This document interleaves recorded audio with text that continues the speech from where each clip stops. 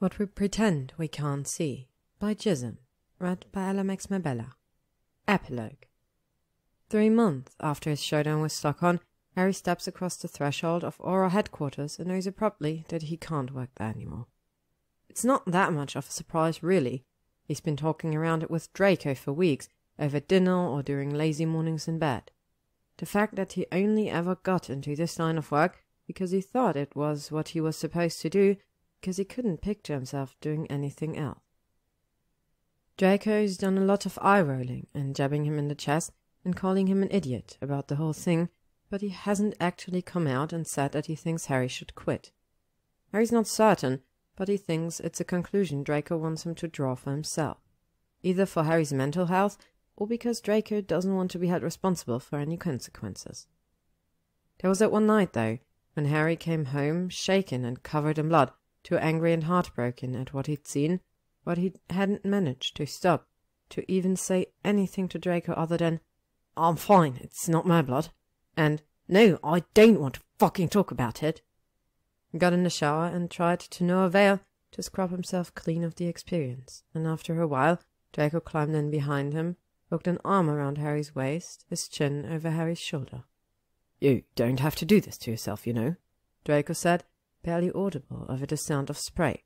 "There are plenty of people who even enjoy their jobs. I enjoy my job.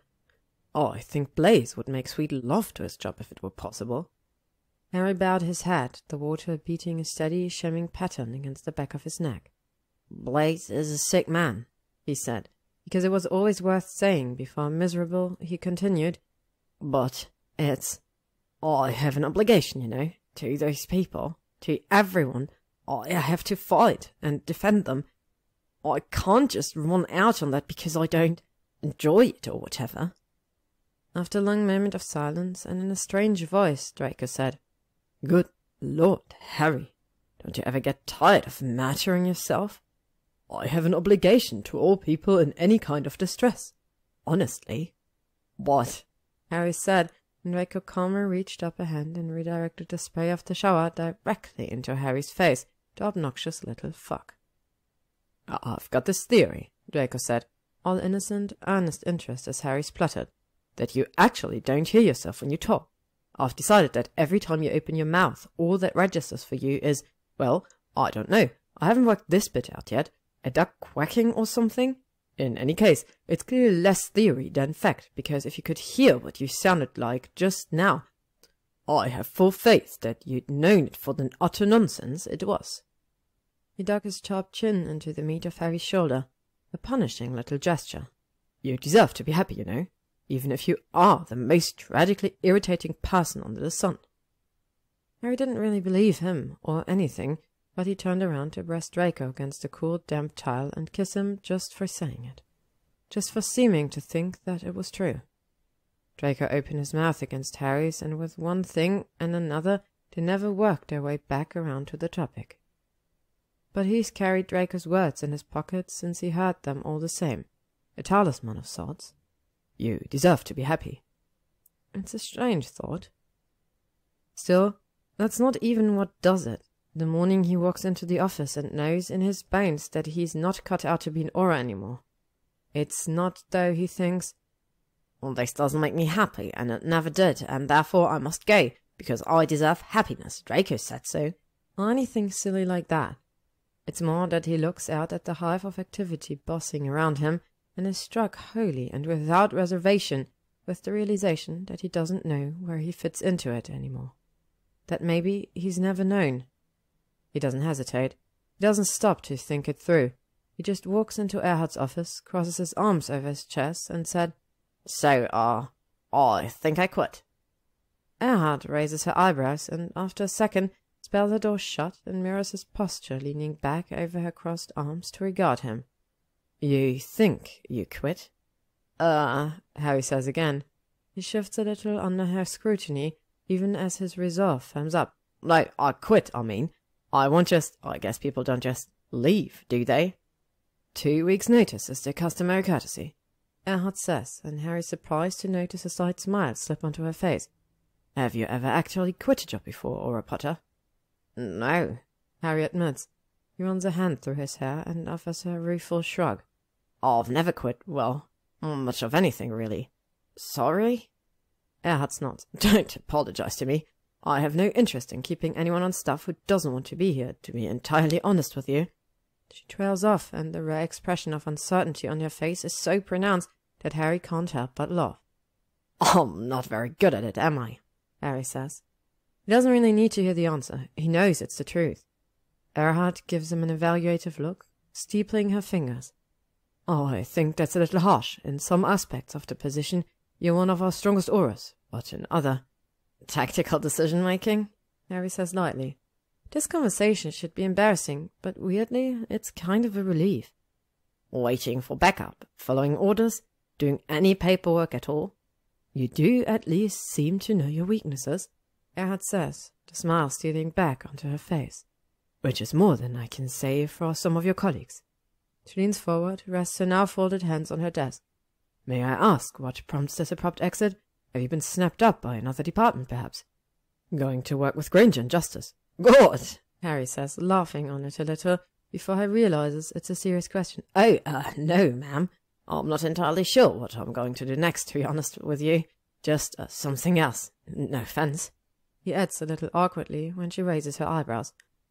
I'll admit, Potter, I had you packed for a ministry lifer. Erhard says, shaking her head. But what can you do? Start organizing your active cases for transfer, and we'll announce it to the press on Monday. He holds up a hand before Harry can protest, but there is no reason to involve the papers, and he doesn't know why she would insist on calling them.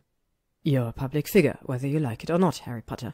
It's a smart thing to do, for you and for the department. Fine, Harry mutters, wondering if he can't figure out a way to be conveniently held at one point that day for old time's sake. Erhard surprises him and laughs. I'll tell you one thing I will not miss. That look on your face. The migraine that always goes with it, either. Get out of my office, and whatever you're thinking about doing on Monday, forget it. One last favor to the old boss before you go. Yeah, all right, Harry says, grinning now. He feels lighter as he stands and walks to the door. Guilty, too, already, and afraid to even consider what the prophet might write about it, but lighter all the same. Oh, and Potter? Harry turns. Erhard straightens in her seat, lifts her jaw. Thank you for your service. Harry says, startled and touched. You too? And flees to his desk before he has to deal with any further sincerity. He keeps his head down for the rest of the day, not ready to say anything to anyone, and when he gets home he remembers that it's Wednesday and Ron, Hermione and Rose are coming for dinner. It's a thing they do pretty regularly now. Him and Draco have people over. Invite friends to their shared space. It's nice. Harry's getting used to it. Draco's not home yet, but dinner, as always, is at 7, so Harry shrugs and starts cooking, losing himself a little in the process. When Draco bursts through the door at 10 minutes till, sweaty from the summer heat and enraged about some meeting with an antiquities dealer in Sussex, Harry honestly forgets to tell him. He leaves his pots and pans working on the stove and follows Draco upstairs instead. Leans against the doorway of their bedroom while Draco changes his shirt and rants. And then, Harry, then, he says, Oh, I don't know about that, Mr. Malfoy. I've got another buyer offering me fair market value. Like I don't know what fair market value is for an 18th century amulet that never even worked in the first place. And it's all so comfortable that Harry doesn't think about the big life-changing decision he just made. Just hums vague agreement where he thinks he's supposed to, and watches Draco's hands, which are flying around in agitation, even as he does up the buttons of his shirt, making the whole process agonizingly slow. It's still a little weird for Harry, if he's honest, to look at this room that was once Draco's, and acknowledge that it's now his, too. It's not like it's really a new thing, even though they both agreed that it would be insane to move in together straight off the bat. In practice, Harry's lived here since he decided to stay temporarily during the case, and they both know it. Hell, Harry's only slept a handful of nights in his own apartment in the last 3 months, and a few of them were just to prove that he could, and the other one barely counts anyway.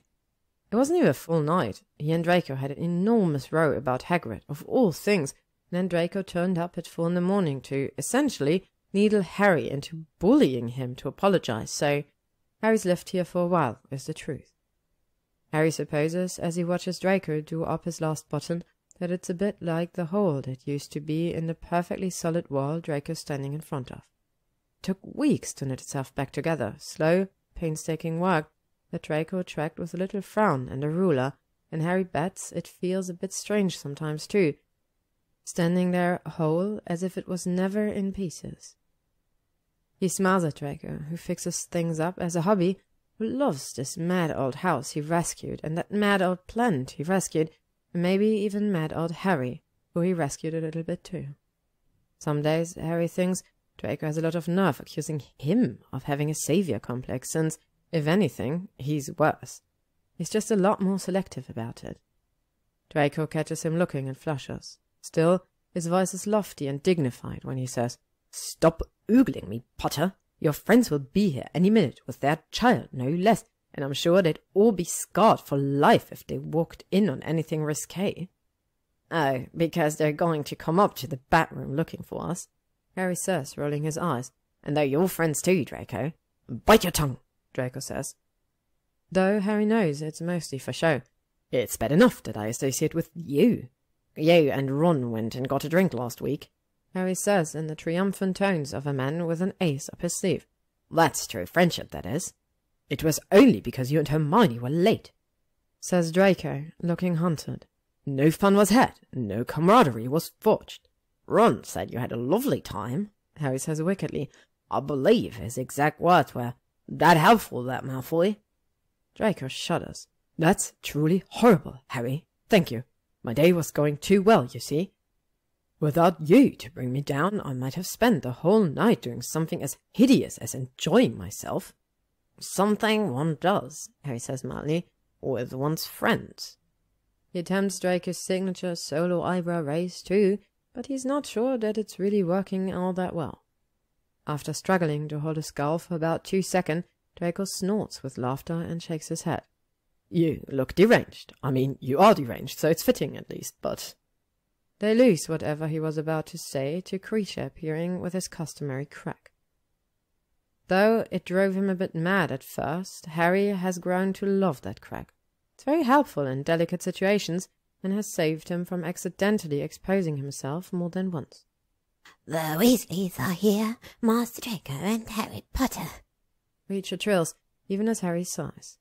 He's categorically forbidding Kreacher from calling him Master Harry, Master Potter, or anything else involving the word master. On the theory that it really is Draco's house, whatever it might have decided, and also the idea of answering to master makes him uncomfortable anyway. Kreacher agreed easily enough, but could not be swayed into calling him either Harry, Harry's preference, or Potter, Draco's. So Harry seems to be stuck with his full name for the duration. "Thanks, Kreacher," Harry says instead of fighting that losing battle again. He and Draco go downstairs, still bickering about whether or not Ron and Hermione are Draco's friends, though Harry notes with some amusement that Draco abandons the topic the minute they're in earshot.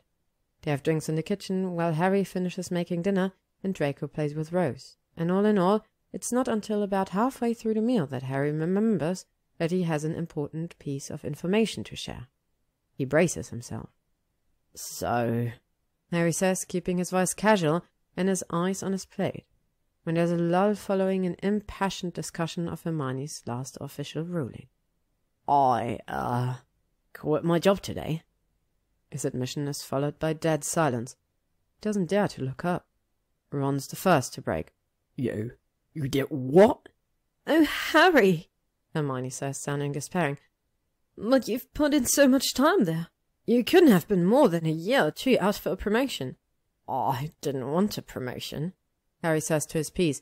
"I'd have had to give up the field work, and that's the only part of the job I've ever even sort of liked."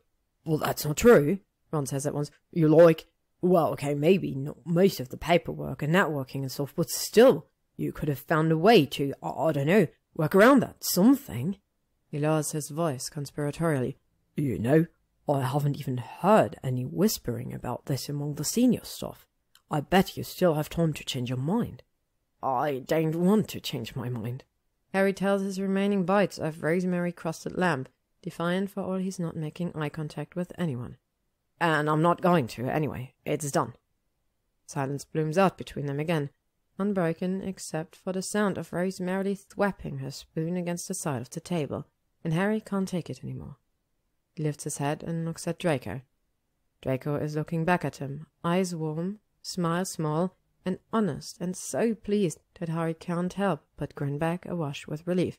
"Well, Potter, took you long enough." "Good," Harry says, so affectionate that Draco winces a little, though he doesn't quit smiling. "Oh no," says Ron, looking back and forth between them. "Don't tell me you support this, Malfoy. It's one of your schemes." "Sorry to disappoint, Weasley," and Draco says, though his eyes don't leave Harry's for a second. If Harry didn't know any better, he'd say Draco sounded almost proud. "I'm afraid this was all Harry's doing." "What made?" Ron says. His voice is so entreating that Harry forces his gaze away from Draco to glance at him, and regrets it immediately. Ron's face has fallen dramatically, and Harry feels a swell of guilt at his wounded look. "We were going to work together until we were old. We were going to be those guys, you know, who'd been there forever, and the junior Aurors would come in and say, 'Who are those guys?' And everyone laughed and said, 'Oh, them, that's Potter and Weasley. They've been here since the dawn of time.'"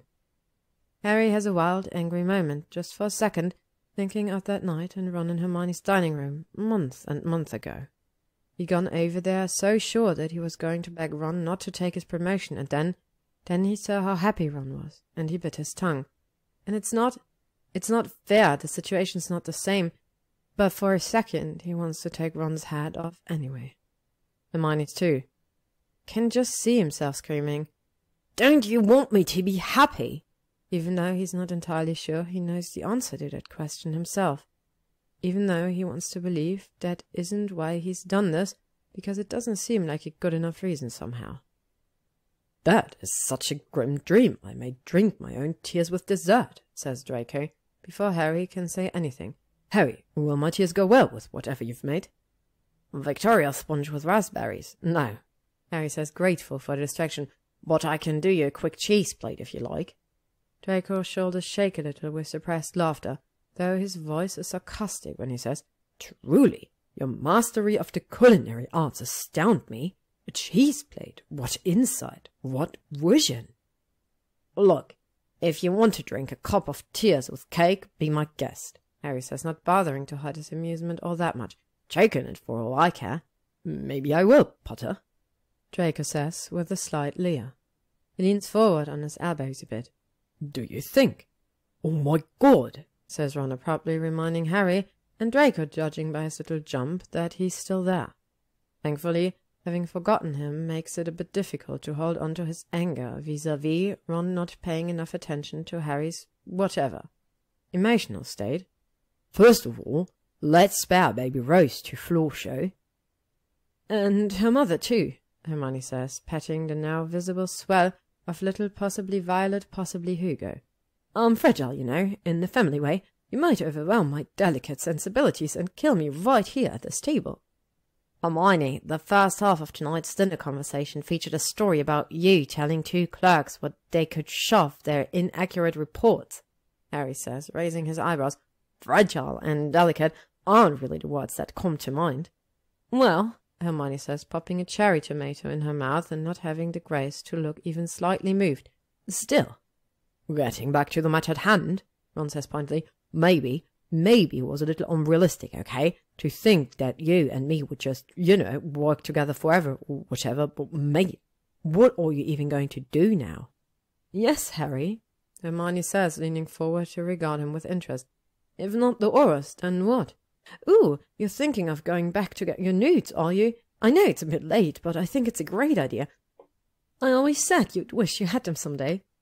When Harry throws another look to Draco, feeling haunted, Draco staring back at him, still wearing that small, honest smile. Eyes glittering, he says, "Let me guess, you decided to do it, about 12 seconds before you actually did, didn't you? And of course you didn't bother to think it through any further than that, so you have no earthly idea what you're going to do now. Does that sound about right?" Harry winces and shrugs a shoulder. Well, more or less." "Harry!" Hermione groans, even as Ron drops his hat into his hands. But Draco tips his head back and laughs. the sound low and rich, filling the room. He's not laughing at Harry exactly. Harry, for better or worse, is very familiar with that particular sound, and there's no hint of mockery to it, no sharp edges on which to cut himself. He seems more delighted than anything else, like Harry is so wildly entertaining that Draco can't help but bubble over with it a little. It warms Harry to his toes.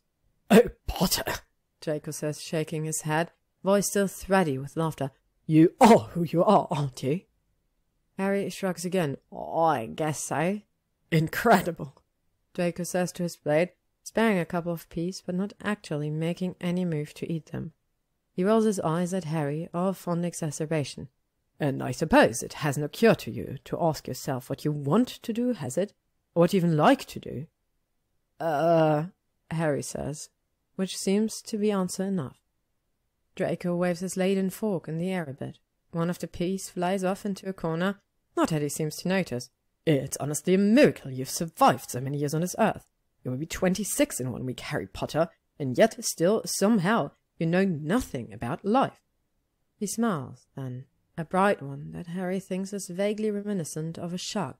"Luckily, you have me. I'm sure that between us we can figure something out. This conversation has taken a terrifying turn," one says in fatalistic tones. "You'll both be dead in a year." But, well, Harry's just really not that worried about it. They travel for a while. Draco closes the museum for a month and they go. Well, gallivanting around isn't the phrase Harry would use, but it's cropped up in ours from both Hermione and Pansy, so Draco keeps trying to insist that they're taking a grand tour, like the wizards of old, until eventually Harry has to tell him about Dumbledore and Grindelwald's grand tour plans just to get him to shut up about it. It backfires on him, because Draco spends the rest of the trip muttering to himself occasionally about how you still have a responsibility to queer youth, even if your big gay vacation got cancelled by tragedy, but at least he's not proudly announcing them to people as tourists anymore. Some of their stops are work for Draco. He spends 3 days wandering around by himself in Istanbul, another 2 in Prague. He doesn't mind it. It's kind of nice, actually, ducking into shops and chatting pleasantly with locals who either don't know who he is or couldn't give a fuck, eating little meals at random from carts and stands and tiny restaurants. He kind of can't believe that the version of him it brings out, this relaxed, affable person who resembles the man he always hoped he would become, but not in any way Harry really knows how to quantify. Draco rolls his eyes and says Harry'd known a vacation high for what it was if he'd ever behaved like a normal person and taken a vacation before, but Harry thinks he's at least a little bit wrong. Harry thinks that he's just learning how he fits inside of a skin, maybe, if a handful of years later than he was probably supposed to. In Cairo, Pansy takes Draco firmly by the shoulder and insists that Harry fuck off for the day, so Harry shrugs, asks around a little, and then apparates the 10 miles to Giza to see the Great Pyramid. He only means to stop and look at it, the way he's looked at a dozen old houses and caves and weird trees Draco's dragged him to, always with some fabulous, insane story about whatever moved him to bring them there in the first place. It's interesting, certainly, but more because of Draco's story than because of the visits themselves. When he's on his own, Harry prefers his method of sightseeing, which, admittedly, is less about seeing the sights and more about having bizarre conversations with area strangers in magical shops. But still, he's not expecting anything earth-shattering when he apparates to the pyramid. He just wants to have seen it for himself. He ends up staying for hours, the sun beating down hot on his neck, marveling. He's not sure what it is. His father's family was from Egypt before they settled in England generations back, and maybe that's why he's so captivated, why he doesn't even consider walking away. Maybe it's just Harry spent so much of his life hearing, knowing that he was living history, that his very existence was prophesied and foretold to bring down dark evil, that his every action would be studied and judged for years and centuries to come. He went from being a worthless waste of space to the savior of the wizarding world, and one way or another he never got much of a chance to just be Harry, or really even figure out who Harry was. But he stands in front of that pyramid, built by hand all those years ago and standing still, the work of people who stood right here on the same earth that's beneath Harry's feet now, and he feels small. Blissfully, blessedly small. Just one in an endless, ever-expanding line of souls to live and die under the sun. Lovers, failures, heroes, all. Does sunburn actually bliss you out? Draco demands that night, while Harry submits without complaining to being rubbed down with some potion or another. The answer to his question is no, it hurts a lot actually, but there's this unfamiliar sensation in his limbs anyways, and also the rub-down is pretty nice.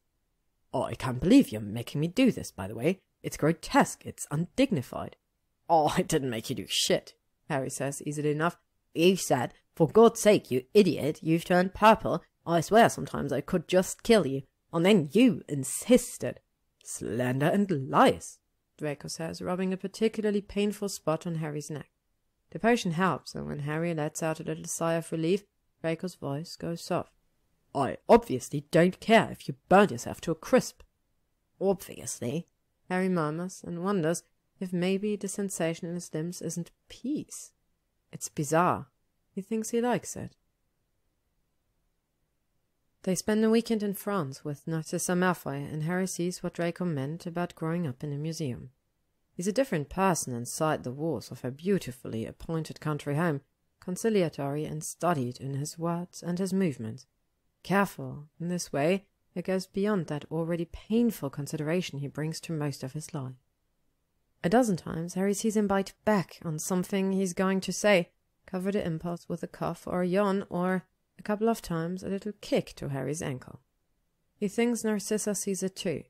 Every once in a while Harry catches her frowning at a smooth mask of Draco's feature, like she's trying to see beneath them, though of course the expression vanishes the moment she notices Harry watching. It's strange. Harry's never really... he doesn't know much about family dynamics at all.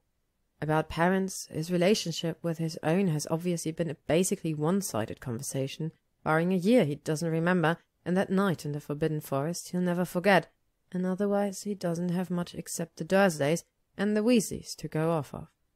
Maybe that's why he spent his whole life thinking that family, real family, meant people who knew you backwards and forwards, who listened to you, who loved you regardless of who you were. Even the Dursleys were that way, if only and very exclusively for Dudley. This thing between Draco and his mother is a lot more complicated than that. Harry watches largely in silence as they talk around a dozen topics, their tones always pleasant, even when their eyes are warm or narrowed or hard. Narcissa must offer 100 little comments that seem totally innocuous to Harry but visibly aren't to Draco, and Harry sees Narcissa flinch more than once at something Draco says that sounds perfectly innocent to him. They don't talk about Lucius. The war, Draco's childhood, Harry's presence, the attacks on Grimmauld Place that drew Narcissa to Britain a few months back, the fact that Harry and Draco are sharing a bed. They don't seem to talk about much of anything somehow, despite the fact that at any given moment either Draco or Narcissa is speaking. It makes Harry sad watching it. It's painfully obvious that each of them loves the other, but equally clear that neither one knows how to express that, and that maybe they've never known. Harry puzzles over it for a while, because once you learn to speak his language, Draco's actually a very demonstrative person. He just hides it, often rather sloppily, under a few layers of insults and vitriol, and babbling wildly about something odd. Eventually, Harry concludes that Narcissa doesn't speak Draco's language, and that's about half the problem. The other half is that Draco, afraid of being misunderstood, has more or less stopped speaking it at all. Harry's not really sure how to be helpful. He's not even sure the situation can be helped, so he tries to focus on not being actively unhelpful, which mostly works. They get through Friday and Saturday without any carnage, and after dinner on Sunday, their last night, Narcissa asks Harry to run out and pick up some milk for the tea the following morning. Thinks maybe he's being cleared out to make room for a private conversation, so he takes his time about it, dawdles around in the supermarket, and then just walks for a while through the French countryside. It's a clear night, and on his way back to the house he sees a head of white blonde hair out in one of the wide fields beyond Narcissa's property. Harry veers his path off the road, cutting through tall grass and wildflowers. When he reaches the long wooden fence Draco's leaning against, he leans against it too, places the carton of milk down on the wood between them. Draco gives it a baleful look. "After all this time you were gone, I rather expected a bucket. I assumed you'd found a cow and milked it." "Well, no. In fact, what I assumed is that you found a bull, attempted to milk him, and after resulting head trauma wandered off into the night, never to be seen again." "Out here mourning me, were ye?" Harry says dryly.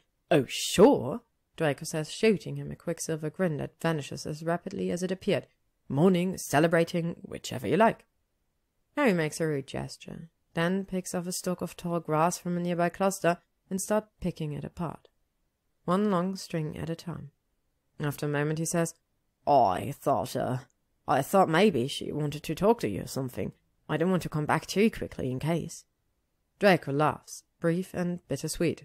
"Please, or in Malfoy's, any serious conversation we have goes like this. My mother says, 'Draco, I've made the following unilateral decision,' and I say, 'Perhaps you might have consulted me first,' and she says, 'It's a bit late to worry about that now, isn't it?' and I say, 'Very well.' 3 minutes would have been more than sufficed." He grimaces and adds, "I suppose, technically, that tonight we may have taken up to 5. Occasionally she attempts to deliver a bit of Lucius in absentia, in which case it's the same as before, except at the end there's a nice little addendum warning me not to make a scene featuring an exciting list of highlights from scenes I have made in conversations prior." "You do put on a nice scene," Harry says, because he has to say something, and because he does speak Draco's language, even if that's still a little strange for him, even now. Even if Narcissa doesn't. "Fun and engaging for the whole family. Not to mention anyone lucky enough to be in a 3-mile radius." "Oh, piss off, Potter," Draco says, but he leans a little closer to Harry as he says it, so their arms are pressed together over the bar of the fence. Milk falls over, but Draco doesn't seem to mind. "You're the one to talk." "I'm Harry Potter. All the ill that has ever befallen anyone on the earth is my fault. Over the course of my life I've committed 6 acts of arboreal violence." "We are, thank God, on you right now," Harry says, knocking his shoulder lightly against Draco's without moving his arm away. Draco scowls but says nothing, so Harry carefully asks, "So what, unilateral decision, I guess, did your mom make?" "Oh," Draco says and sighs. The skull drops away from his face, leaves him looking unguarded and young as he stares out into the night. "She's, selling the manor, in fact." "Is that right?" Harry says after a moment's pause. He personally has no love in his heart for that particular property, being as his only memory of it revolves largely around torture, imprisonment, and the heartbreaking sound of Hermione screaming, but they are not on him right now. "I'm sorry?" Draco scoffs. "You're not sorry," he says, and then more quietly, "I'm not sorry. Isn't it horrible? That house endured so much for us in it. I suppose we had a complicated relationship, but it was still my childhood home." "How do you?" "I have a complicated relationship with the house," Draco says, pointed. "I don't know, Harry. Why don't you tell me?" "Well, that's fair," Harry mutters, though he hates to give up the point. "I don't mean that I'm not sorry," Draco says, abrupt, as if Harry hadn't spoken. "Or I shouldn't mean it anyway. About some of it, that house has held generation of Malfoys, you know. It's probably my," his mouth twists in distaste, "responsibility to talk it out of selling it. To live in it myself, honestly. If I could just keep the grounds, that would be one thing. I'm sorry, truly, about losing those." Keeping to himself, his dawning realization about why Draco seems to find some feature out in nature to lean upon whenever he's experiencing emotion, Harry says, "Draco, you know I'm the last person who would judge you or whatever for not wanting to live somewhere." "Who cares about your judgment?" Draco snaps. "I'm judging me for it. I'd judge someone else if they let their ancestral home get sold off to some unknown third party." Harry rolls his eyes. "Thanks." "Oh, Grimmauld Place wasn't even your ancestral home, you egomaniac," Draco says crossly. "And anyway, I did judge you for that. I still do. Even right now, as we stand here, I think to myself, that man, Draco, who once threw mud at you and tossed aside your pride and joy for a rank little hovel covered in mould? Him?" "Glad to see you've worked through the mud incident," Harry says, and laughs a little when Draco elbows him. "What? I'm just saying, that's very mature of you, letting bygones be bygones and all." "You're a horror," Draco mutters, without any real rancour behind it. Then, sounding a little uncertain, he adds, "Do you know, she didn't even ask me if I wanted it. She said, 'I'm selling it,' and I said, 'What if I don't want you to sell it? What if I buy it from you?' And she said, 'Do what makes you happy, Draco.' Just that." He laughs, a faint, pained little chuckle that slips away on the wind. "And the truth is, I honestly don't know if she meant it as a dig or not. I've been standing out here for half an hour thinking about it, and I still don't know. If she meant, 'Do what makes you happy, Draco,' even if that's to live in Grimmauld Place without producing an heir while Malfoy Manor changes hands, ultimately dooming your line and failing your father and I once and for all, as he suspected you would from your first words, well, I suppose I don't necessarily blame her, and I can live with it anyway. I've lived with this long, but if she's genuinely meant she wants me to be happy." He frowns, looks at his head. "I'm not sure I know what to do with that, to be entirely honest." Harry looks at that line of his shoulders, the tension in the set of his mouth, and hates it. He has no idea what to do, so he says what he's thinking, which is, "I don't know if it helps, but, I know that she loves you." He really does, is the thing. He knew it, even before he probably knew Draco. He'll never forget the look on her sister's face that night in the forest, the desperation in her voice when she hissed, "Is Draco alive?" At that time, Harry hadn't entirely been able to square with the idea of anyone loving Draco enough to defy Voldemort for him, an irony that twists his heart a little now, but he still knows it's true, and Draco deserves to know too, if he doesn't. "Don't be absurd, of course she does," Draco spits, proving that he does know and also that Harry's an idiot. He smiles at Harry, though, after a second, something guarded in the expression. "I even know the story I imagine you were about to tell me, but it should tell you something about our relationship that I didn't hear it from her. I heard it from you, in fact," he says, voice going quiet. "At her trial. We never discussed it afterwards, but in fairness to her, she did make a very significant eye contact with me during your testimony, so I suppose that's something." He looks so brittle in that moment, lip curled against whatever brutal thought is rattling around inside his head, that Harry itches with the desire to touch him, to offer him some sort of physical something to make up for the words he has no chance of getting right. Which isn't to say that he's likely to get the touching thing right either. He's mostly pretty bad at it, awkward and uncertain, and never quite sure how it's supposed to go. He reaches out anyway, pulls Draco into a rough, graceless hug. It's kind of horrible, at first.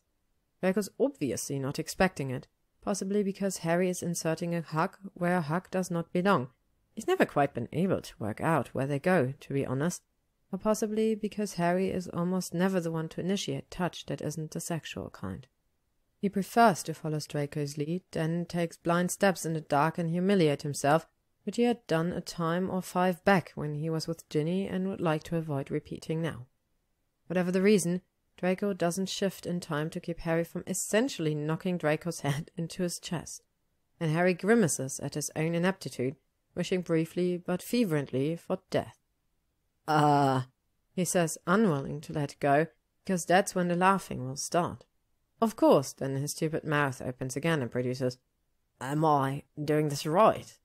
without any input from his damned brain, so the laughing's bound to start in any second now. But Draco surprises him. He stills for a second under Harry's arm, immobile and awkward, in an uncomfortable position, before he twists a little, lines them up. He moves his head to rest on Harry's shoulder, wraps his arm around Harry's waist, and relaxes under Harry's hands when they land, one carefully after the other on his back. "I'm not sure I'm the authority," he says against Harry's collarbone, "but I'd say 6 out of 10. Room for improvement, but not a terrible showing."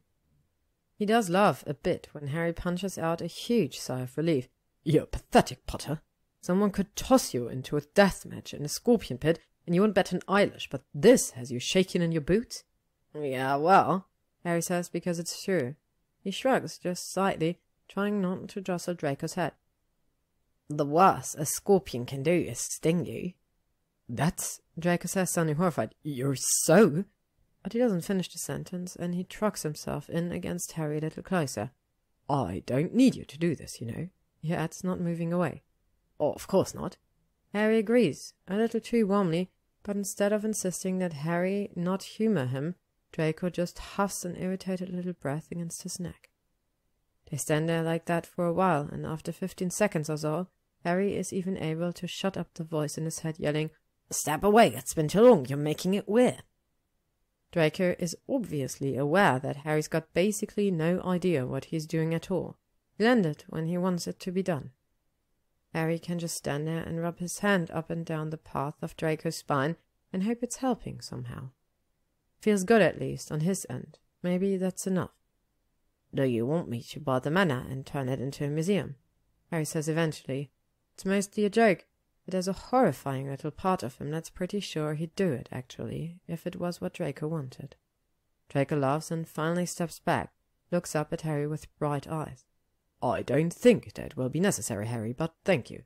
The image of what that place would look like under your care is actually very helpful. At least whoever does buy it won't be you." "I'm sure whoever it is will let you visit," Harry says, kindly ignoring the rest of it. "Are you?" Draco draws, sounding as though he doesn't believe it for a moment. "Sure," Harry says, "and if they're not, well, I'll come along and you can do that. Look, it's Harry Potter, and I'll do whatever I say to save Britain that you like so much. Maybe you can even bury my body on the lawn, you know, when I die from embarrassment." "I do enjoy the opportunity to abuse your celebrity," Draco says, voice thoughtful, "since it's so hideously wasted on you and everything. I honestly consider it a public duty. If not I, then who? If not now, then when?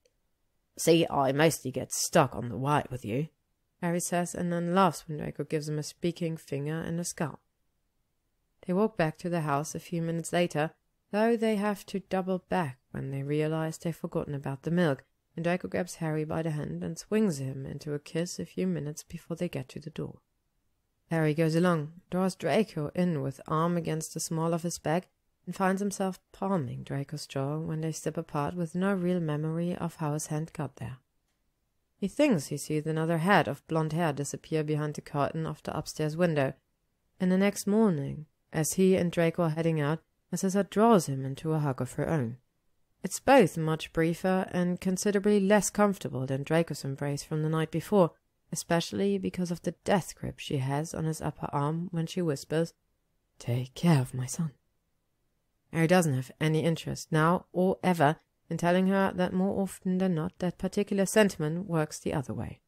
But he smiles cautiously and nods, and follows Draco out in the morning sunlight, feeling good, he thinks, for being asked. Good to think that she might feel easier for having said it. Good to think that maybe there's something he can do beyond not being actively unhelpful after all. "I like helping people," he tells Draco before they apparate. Draco has been needling him since he quit the Auras to come up with things he likes doing, keeping a list of his answers in one of the notebooks he always has hidden away somewhere on his person. And it's hard, honestly, kind of distressingly hard, but Harry's working on it. "I like feeling like I did something good for someone." "Shocking," Draco says, rolling his eyes, but he writes it down. Their last stop is to New York City, because Draco has a deep and bizarre obsession with the idea of reptilian people living in their sewers. "They're like mere people," he tells Harry enthusiastically about 6 minutes after they arrive. "Only not entirely aquatic, obviously, and of course, I'm sure mere people themselves would object to the comparison. They don't particularly enjoy being associated with anything that doesn't have gills. But apparently the sewer society is very advanced. They name their young after famous European painters and are strongly committed to the pursuit of enforcement of justice." "Draco," Harry says, biting back an absolute scream of laughter with heroic effort. "I think you're talking about the Teenage Mutant Ninja Turtles." Draco narrows his eyes. "A ridiculous name for an underground reptilian society. I'm sure that's not what they're really called. It's a mistranslation or something, I'm certain. And if you're about to tell me that they're a muggle myth, I remind you again." "No, I know, so are we, but—" Harry says rapidly, losing control of his mouth. They're not a myth, they're a cartoon. What's that? A muggle word for urban legend, Draco says, rolling his eyes. You can split all the hairs you like, Potter. I still maintain that the society exists. Well, in that case, Harry says, do you think we should get them a pizza? And then gives up and howls with laughter. Doesn't even stop when Draco sighs and grabs his sleeve and starts hauling him forcibly through Central Park. It takes him the better part of 20 minutes for Harry to calm himself down and, slowly and painstakingly, attempt to convince Draco that the Teenage Mutant Ninja Turtles are not real beings living in the sewers of New York. Draco's very loath to believe it, and Harry has to pull out the big guns and explain that Dudley had loved them when they were children before I will even grudgingly allow that maybe, possibly, there was also a show about creatures which resembled the justice-minded reptilian society that he still maintains could dwell in the New York City sewer system. You're certifiable, Harry tells him cheerfully as Draco walks sulkily beside him. Where are we going anyway? To find the likeliest-looking manhole cover? Well, now we're not, Draco mutters, and Harry laughs again, hard enough this time that he nearly cried. They end up just walking around for a while. They're bickering about the turtles sliding into the truly hysterical story of how Draco came to believe in a subterranean New York City reptilian society in the first place. It involves 2 chickens, a 13th century cut glass, and a muggle-born teenager who was very clearly just fucking with him for sport, and as Draco tells a story, that fact visibly becomes obvious to him, which just makes it that much funnier. By the time he's done, Harry's wiping actual tears of laughter from his face, and Draco is hunched a little, hands in his pockets, vibrating with impotent rage. Yes, Potter, he says, sounding equal parts enraged and mortified. Yes, I spent believing that, talking to people about it. Oh, I could just die. I swear on all that is holy, should I ever run across that ingrate child again, I'll send him to live in the sewers. He shudders lightly. It'll be no more than he deserves too. Filthy places, sewers. Harry agrees, but then he remembers that his only real experience in a sewer involved the basilisk and Tom Riddle, and Draco had very empathetically not been present. Which Harry thinks now is kind of a pity, because probably if he and Draco hadn't been at each other's throats every second of the day back then, they could have solved that whole thing much earlier. He sort of can't imagine a version of events where that situation could have baffled both Draco and Hermione for so long. Still, wait, Harry says, laughter already bubbling up in his voice again. Have you gone looking before? I'm going to get ice cream, Draco says, a little too loud, cheeks pinking as he hurries off towards a cart in the distance, which means yes, and also that this is the best day of Harry's life. Harry laughs to himself as Draco stalks off, delighted by this entire ridiculous turn of events, and sees a tent and some people a little ways away. Curious, he walks over and finds a pet adoption fair, dogs and cats in cages, a couple of volunteers chatting to people milling around. Harry smiles vaguely at a little girl playing with a small, enthusiastic puppy, and then finds himself drawn to a cage down at the end of the group, with no people nearby. Inside is a blue pit bull, maybe 6 months old, and too skinny, with one eye missing, an angry, fresh-looking scar stretched across the place where it should have gone. He growls at Harry from the corner of his cage, the sound coming harsh from the back of his throat. Huh? Harry says, tilting his head. After a second, he crouches in front of the cage, drops his eyes to the ground, and says, voice low, I'm not pitying you, if that's what you think. I bet whatever happened wasn't even your fault, and I'm sure you did the best you could. I've got a couple of scars too, see? He holds out his right hand, where the words, I must not tell lies, will be written every day for the rest of his damn life, and watches the dog from underneath his lashes. Warily, growl abandoned, the creature creeps forward a few steps in the cage and sniffs at Harry's hand for a moment before, hastily, he retreats again. Harry bites down on a smile. Well, that's okay. I get it. Constant vigilance, am I right?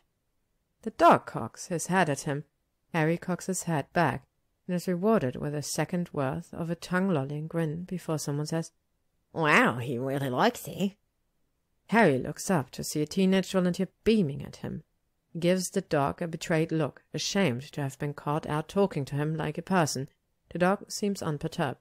Harry says with an awkward little shrug, and wonders if he's supposed to stand up from his crouch or not. I don't know about all that. I'm sure he's just bored or something. No, I really mean it, the volunteer gushes. He's been out at 3 of these events now, and he always scares people. He's a really great dog, she adds quickly, looking horrified with herself. I mean, I've worked with him at the shelter. I shouldn't have said, he's wonderful. He really deserves to get adopted. Just doesn't like being in a cage. Who does? Harry says, shooting the dog a commiserating look. Draco returns as she walks away, and Harry does get up from his crouch. It's too late, though, because Draco raises his eyebrows and says, Potter, oh my god, absolutely not. Did you actually not get me any ice cream?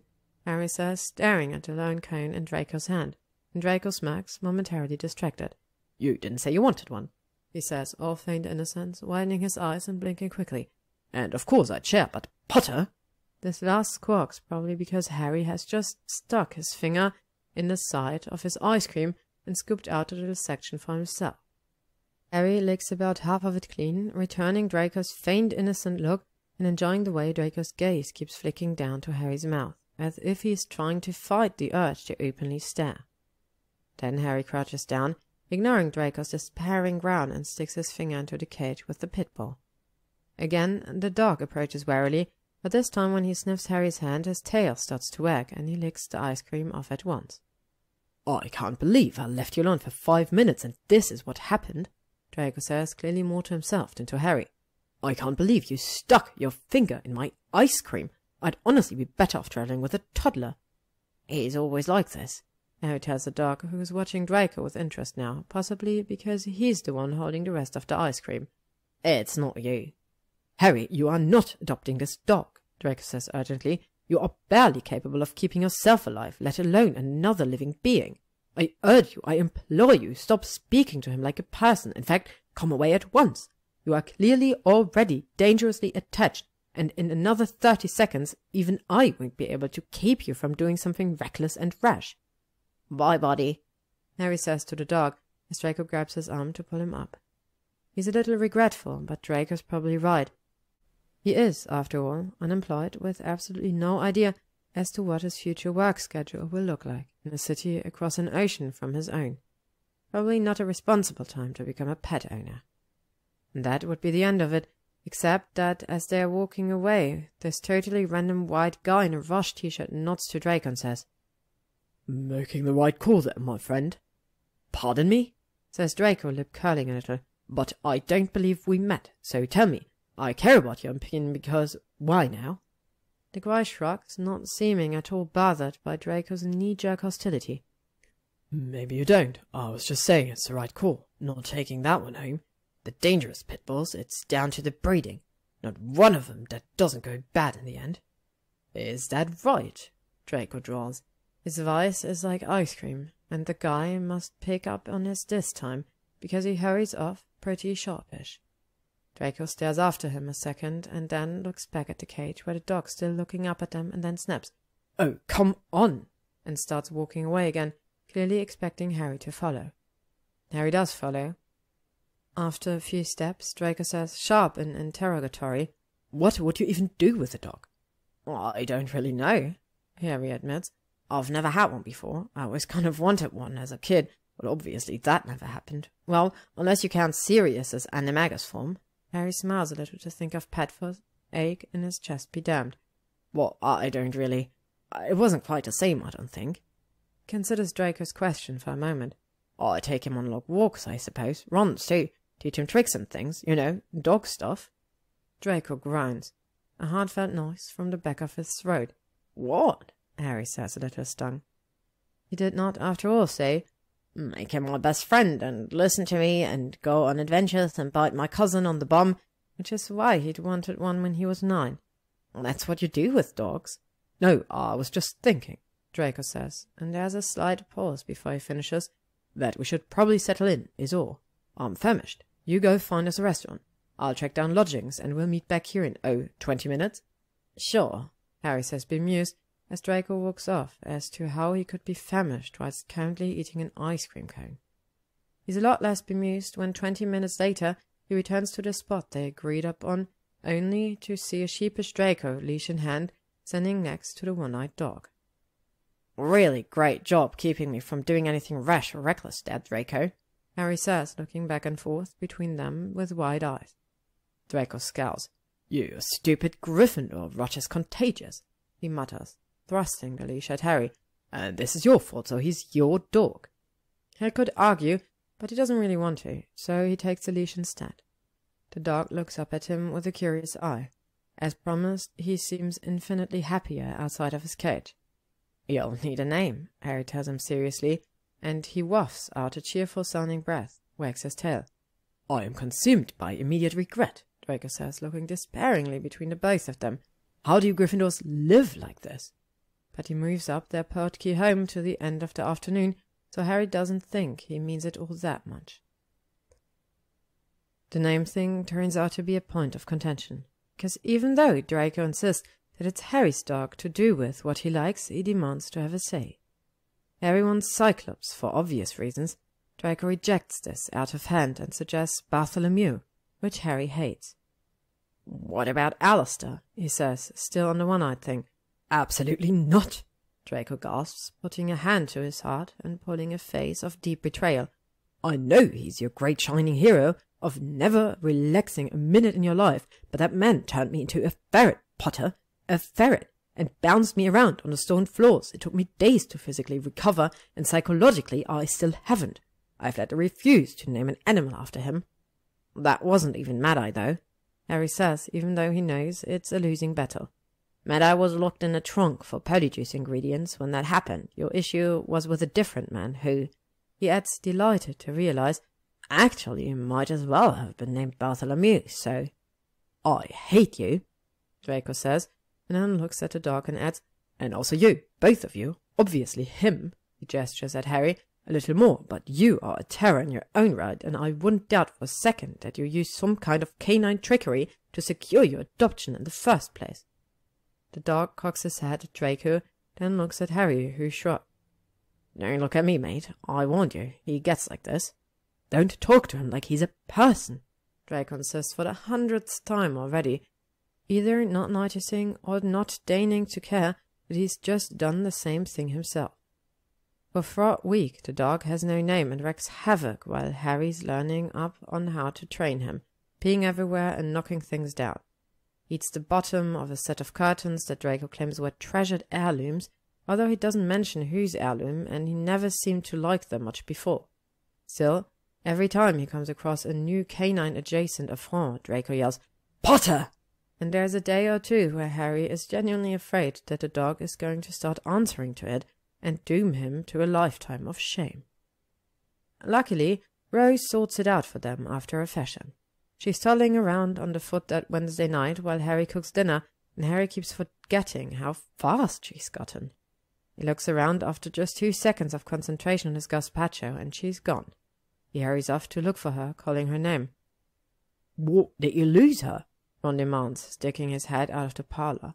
He doesn't sound that worried, probably because Rose has, Harry knows, outfoxed him several times as well. "Hermione, Harry lost our baby." "The baby escaped him with intent, you mean?" Hermione says, as she and Draco step out in the hall after him. "I swear, ever since she learned to walk, Rosie! Tama! Comes back to them, and Rose is gleefully still developing toddler voice. It seems to be coming from the drawing room, and as they all move to follow the sound of her voice, Ron says, "Funny that. That's what she calls tomatoes." "Oh, God," Harry says, understanding dawning horribly as he steps through the door. Rose is standing in the center of the room, clapping her hands in delight across from the dog, who is gleefully holding between his teeth the sack which Harry has enchanted to follow him around and catch scraps while he cooks, which tonight is almost entirely full of chunks of tomatoes. "Oh my God," Draco says in kind of a restrained shriek. He elbows his way up to stand next to Harry, ignoring Ron and Hermione's respective objection. "Potter, so help me, if a single exhibit in this room gets damaged, I will ruin you. Do you understand me? I will ruin your life." "Easy," Harry says, not sure if he's talking to Draco or the dog. He steps towards the center of the room, one hand reaching out slowly towards the sack of scraps. "Hey, boy, why don't you just let me—" Even as the dog starts to tilt his head, every adult in the room is moving. Ron, Harry, and Hermione, and Draco all draw their wands. Protego! Presumably the rest of them are casting it on themselves. Harry, in the interest of not forcing Draco to choose between going back on his word and ruining his life, casts it around the exhibit cases and walls, resigned to his fate. The ensuing catastrophe only takes a few seconds to play out. The dog gleefully shakes the sack between his teeth, and it bursts, as it was always going to, spattering Harry with tomatoes and basil stems and garlic husks and all the other detritus he's shoved in there tonight. He sighs, reaches up to wipe his eyes, and then realizes that while the exhibits, Ron, Hermione, and Rose are all perfectly clean, Draco looks exactly like Harry must. He casts his protection spell the way Harry did, Harry realizes, seeing the same knowledge dawn on Draco's face. God, he looks a mess. Tomato bits in his hair and something brown, probably the balsamic vinegar Harry spilled, dripping down his neck onto his starched white shirt. His face is already twisting with some histrionic expression, or of fury, or both, that is especially ridiculous, and underneathing its coating of kitchen garbage, and honestly a bit pinful for Harry, because he loves the bastard a truly wretched amount. Harry can't help himself. He starts to laugh. It takes a second, but then Draco's laughing too, hard enough and long enough that he has to reach out and grab Harry's arm for support. Harry lets him, and for a minute they just stand there, leaning on each other, cracking up, because they're idiots. Because, really, it's pretty funny. Tama! Rose declares, and toddlers forward to give the dog a hug around the neck. He offers Harry a tongue-lolling grin over Rose's shoulder, not an ounce of shame in him, and Harry can't help but grin back at his sheer good-natured audacity, the way he just has to make things difficult. The floors take forever to clean, and Harry's sure that one rug didn't have those little red spots on it before, but the dog's tomato after that. Tomo, for short. And it's weird. Harry gets up in the morning, the same time every morning, and takes the dog for a run. He gets home in time to sneak in a shower before Draco wakes up, and then cooks breakfast and takes it up to the sitting room, where Draco's still doing his own little morning routine, consistent as breathing, unchanged by all the changes that's been wrought around it. They eat, and Draco tells Harry what was in the papers, and sneakily feeds the dog something off the plate, only to voraciously deny having done so.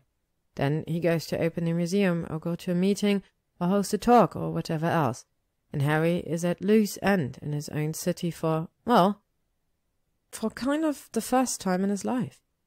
That's not true, of course. He had time to spare, and embarrassment of it for years and years, but somehow he never went out and did anything with it. Somehow it felt like it didn't belong to him. At first he was so heavy with the weight of what he'd been through, what he'd lost, that he could barely function. Then, for a long time, he drew in guilt with every breath, knowing in his bones that it was unfair that he'd lived and they had died.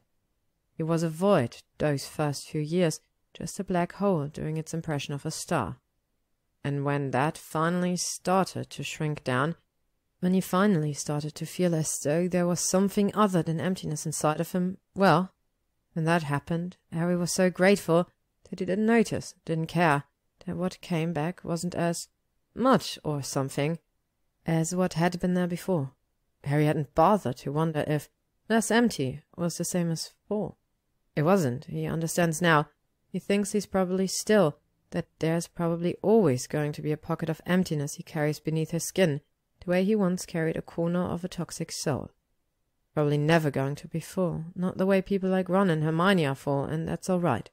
He can get clothes, like Draco's clothes, and tuck that pocket of emptiness in with all his other scars. Harry takes Tomato on long walks through the city. Harry takes himself on long walks through the city, wandering into and out of whatever random shops and structures strike his fancy.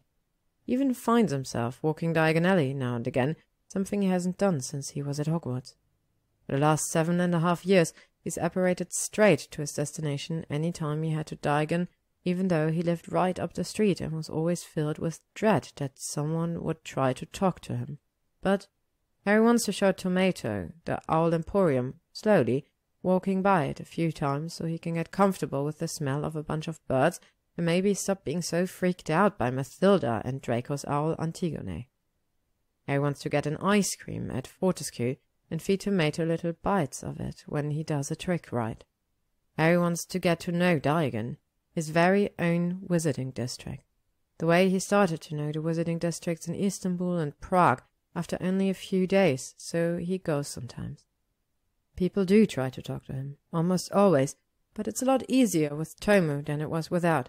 Harry can redirect the attention to the dog, who actually appreciates it, then use him as an excuse to be getting on with his day. In Magalondon, he has to put a disillusioned charm on Tomato sometimes, but to his surprise, in a lot of places he doesn't. He notes those businesses, keeps going back, and one Saturday morning he's showing Draco this incredible little shop where a woman and her husband carve sculptures out of pine cones, and a little girl, maybe 11 or 12, walks up to him and says, "Your dog is cute. Is it okay if I pet him, or is he working? I don't mean to bother you if he's a service dog." "Potter," Draco says, sounding intrigued. "Did you get the dog a job here? You do understand that you are the one of the two of you who is eventually expected to acquire one of those, yes? Dashed enterprising of you, of course." He adds to Tomato, "Perhaps we can use your wages to pay for all the damage you've caused to my home." "Tomato and I remain unemployed," Harry says, rolling his eyes, but grinning slightly. To the girl, who is still hovering patiently and exchanging barely restrained looks of eagerness with Tomo, he says, "Sure you can pet him. What's a service dog?" The girl immediately drops to her knees and gives a thrilled Tomato a vigorous scritch behind the ears. "Oh, you know, they help people with, like, illnesses and stuff." She frowns, considering. "I think lots of different kinds. My Aunt Angeli has one for her nerves.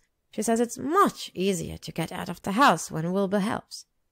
"Does she now?" Draco says, a speculative look in his eyes. Harry hurries them out of the shop quickly before he can do anything mad, because he's learned about that look the hard way a time or two by now. Draco doesn't do anything mad, though. Just tucks his arm through Harry's and takes Tomo's leash, and voice carefully light says, "I truly can't believe the dog's more employed than you are." "Oh, bite me," Harry says, but he doesn't argue.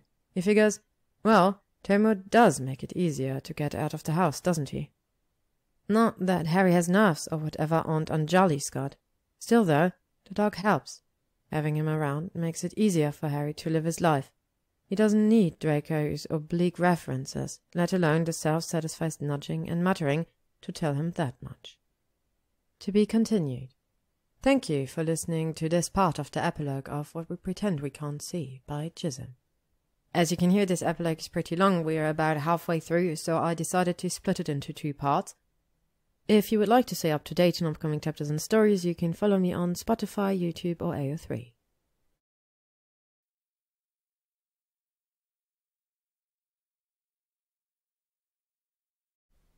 What We Pretend We Can't See by gyzym, read by Ella Max Mabella. Epilogue Part 2. One late September morning, about a month after they got back from their trip, Harry wakes up and feels odd. He takes Tomato for a run, and it helps, a little, the way it does when he jerks awake from a nightmare or finds himself heavy with the desire to bury his face in his pillow and sleep through the day. The run doesn't chase the feeling away completely, though, like it usually does, and he heads home a few minutes early and wakes Draco with a kiss, leaning down over him. Draco mumbles some half-hearted complaints against Harry's mouth about showering and routine disruption, and how unconscionably rude it is to wake someone up for sex, but he sinks his head into Harry's hair anyway, moves obligingly beneath him when Harry crawls back into the bed, and presses their body together. "You're disgusting," Draco says drowsily, in between doing his level best to leave a hickey on Harry's neck. "This is foul. You're all sweaty. I haven't even brushed my teeth yet." But he's not so horrified that he doesn't come all over Harry's stomach 10 minutes later, so Harry comes to, and it's good, really good even, but when his body stops shuddering with release, he realizes the feeling he woke up with is still there, discontented, thrumming underneath his skin.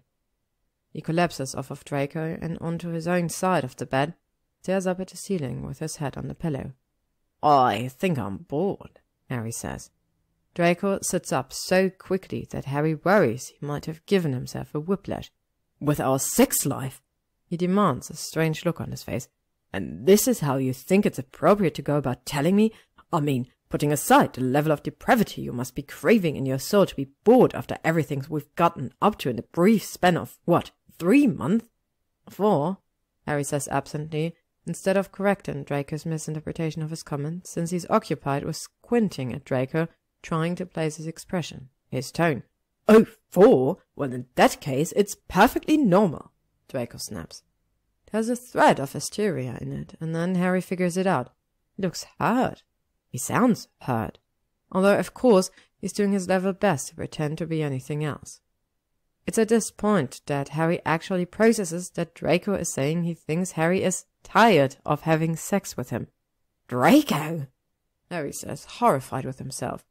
He reaches up a hand to palm Draco's jaw, and Draco leans out of reach, which is awful. Hey, Draco, no! Come on, look at me. When Draco does, Harry widens his eyes, lifts his hand in mock surrender. Oh, I didn't mean I was bored with with that. It's Harry has never been very good at talking about this sort of thing outside of while he's doing it. But Draco clearly needs him to, and that's Harry's own fault. He averts his eyes, feels his face heating. That's really good. Still really good, for me, at least. Good Lord, you unbelievable tool, don't hurt yourself. Draco draws, rolling his eyes, but he looks cautiously pleased as he relaxes and lays back down against his pillow. This time, when Harry reaches for him, Draco doesn't move away. He lets Harry rub a thumb across the scar along his cheekbone and draw him in. Though he does, when they break apart, mumble, Stop kissing me, Harry. My God, my mouth is gross. Your whole person is gross. This right here, it's gross. Sorry. Harry whispers, more for causing Draco's earlier distress than anything else, but then Draco, sounding stronger, says, Oh, for God's sake. And kisses him. So he can't really mean it all that much. So, Draco says when they break apart again, you're not bored with our sex life, though thank you for that exciting little early morning heart attack. So you meant existentially bored? Bored with your wardrobe? Me too, if that's it. Oh, Potter, are you perhaps bored with your terrible friends? I'm wholly on board if you want to go out hunting for new ones. What say this time you look for a slightly less earnest and Gryffindor set? They're your friends too, Harry says for the 100th time, and I'm not bored with them. I'm just bored. I don't know. Frowns up at the ceiling. Oh, I just woke up and thought about what I want to do with my day. Oh, well, the middle of it anyway, and realized that nothing I could think of sounded interesting. I think... He pauses, chews his lips. I don't miss being in aura or anything, but I still don't have an idea what I want to do now, you know. And I think maybe I need one. I think I might go a little mad if I don't figure it out soon. Oh, Draco says, is that all? He rolls over to rummage around in a drawer of his nightstand, even as he says, Honestly, of course you're bored. I'm frankly amazed it's taken you this long to get there, with your freakish action hero complex and everything. You do understand that that's the whole purpose of the list I've been having you dictate to me like a trained monkey, yes? He pulls his notebook out, flips it open. It's much easier to determine what kind of career might... Hey, Potter, give that back. Harry only grabbed the notebook in the first place because he thought Draco intended him to look at it. He holds onto it now, laughing and leaning back over the edge of the bed to keep it out of Draco's grasping reach, because Draco doesn't want him to look at it, which obviously means that he must.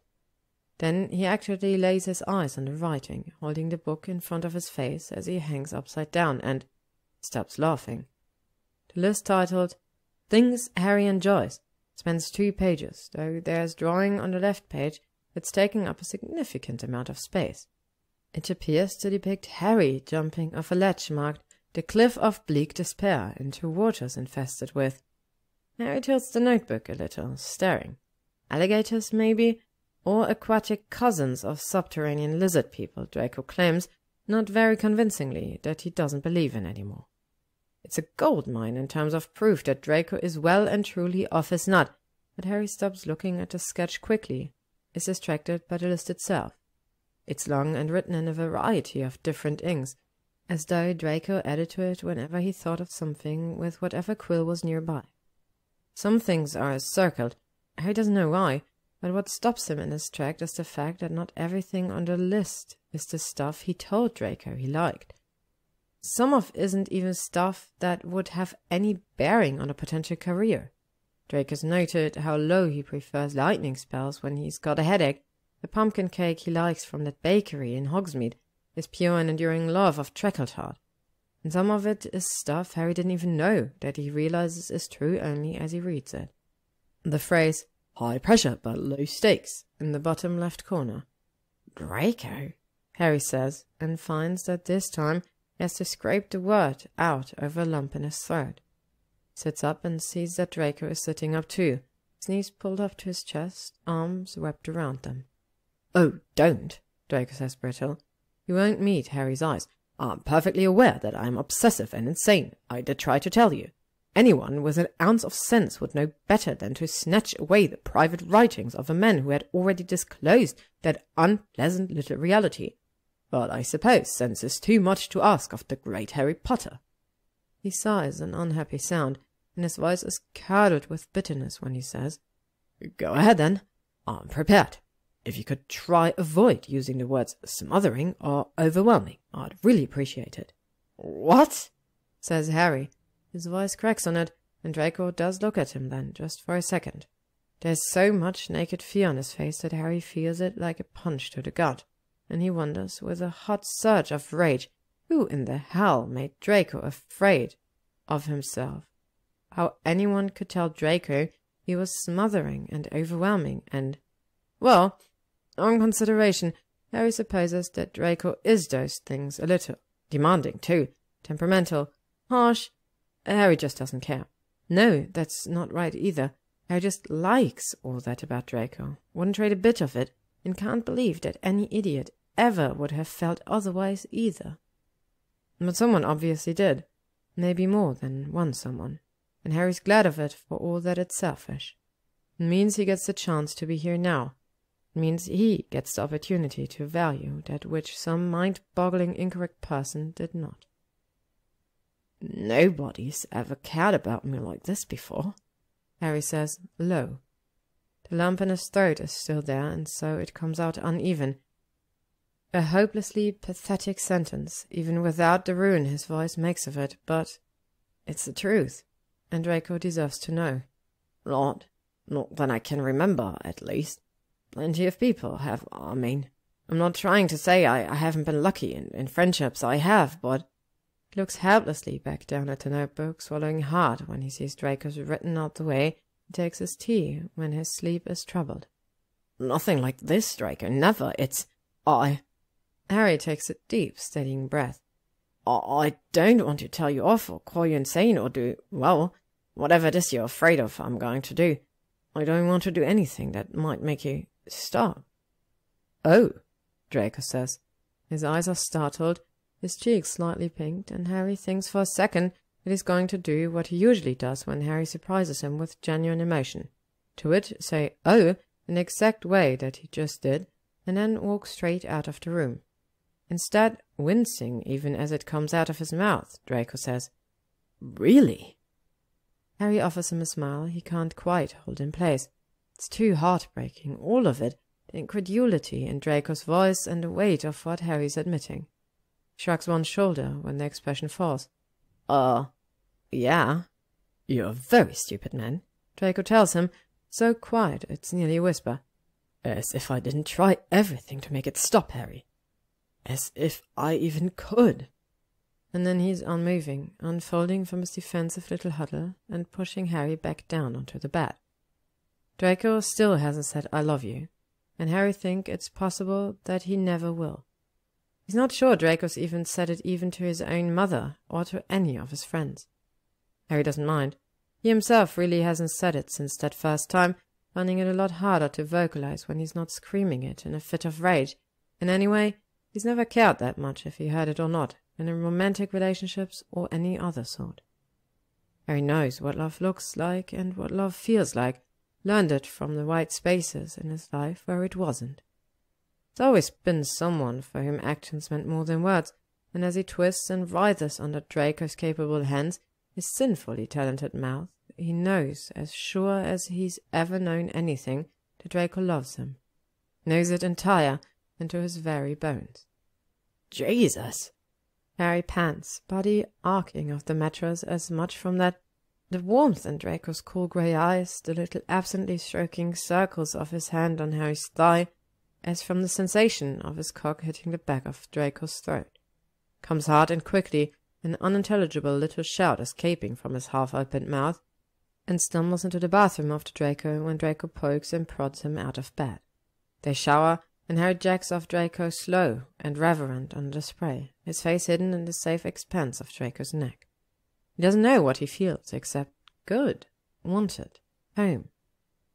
So until after Draco's put up a sign saying the museum will be opening late, until Harry's made breakfast and brought it up to the sitting room for a delayed version of their morning routine, that they actually get back around to talking about why Draco pulled out the list in the first place.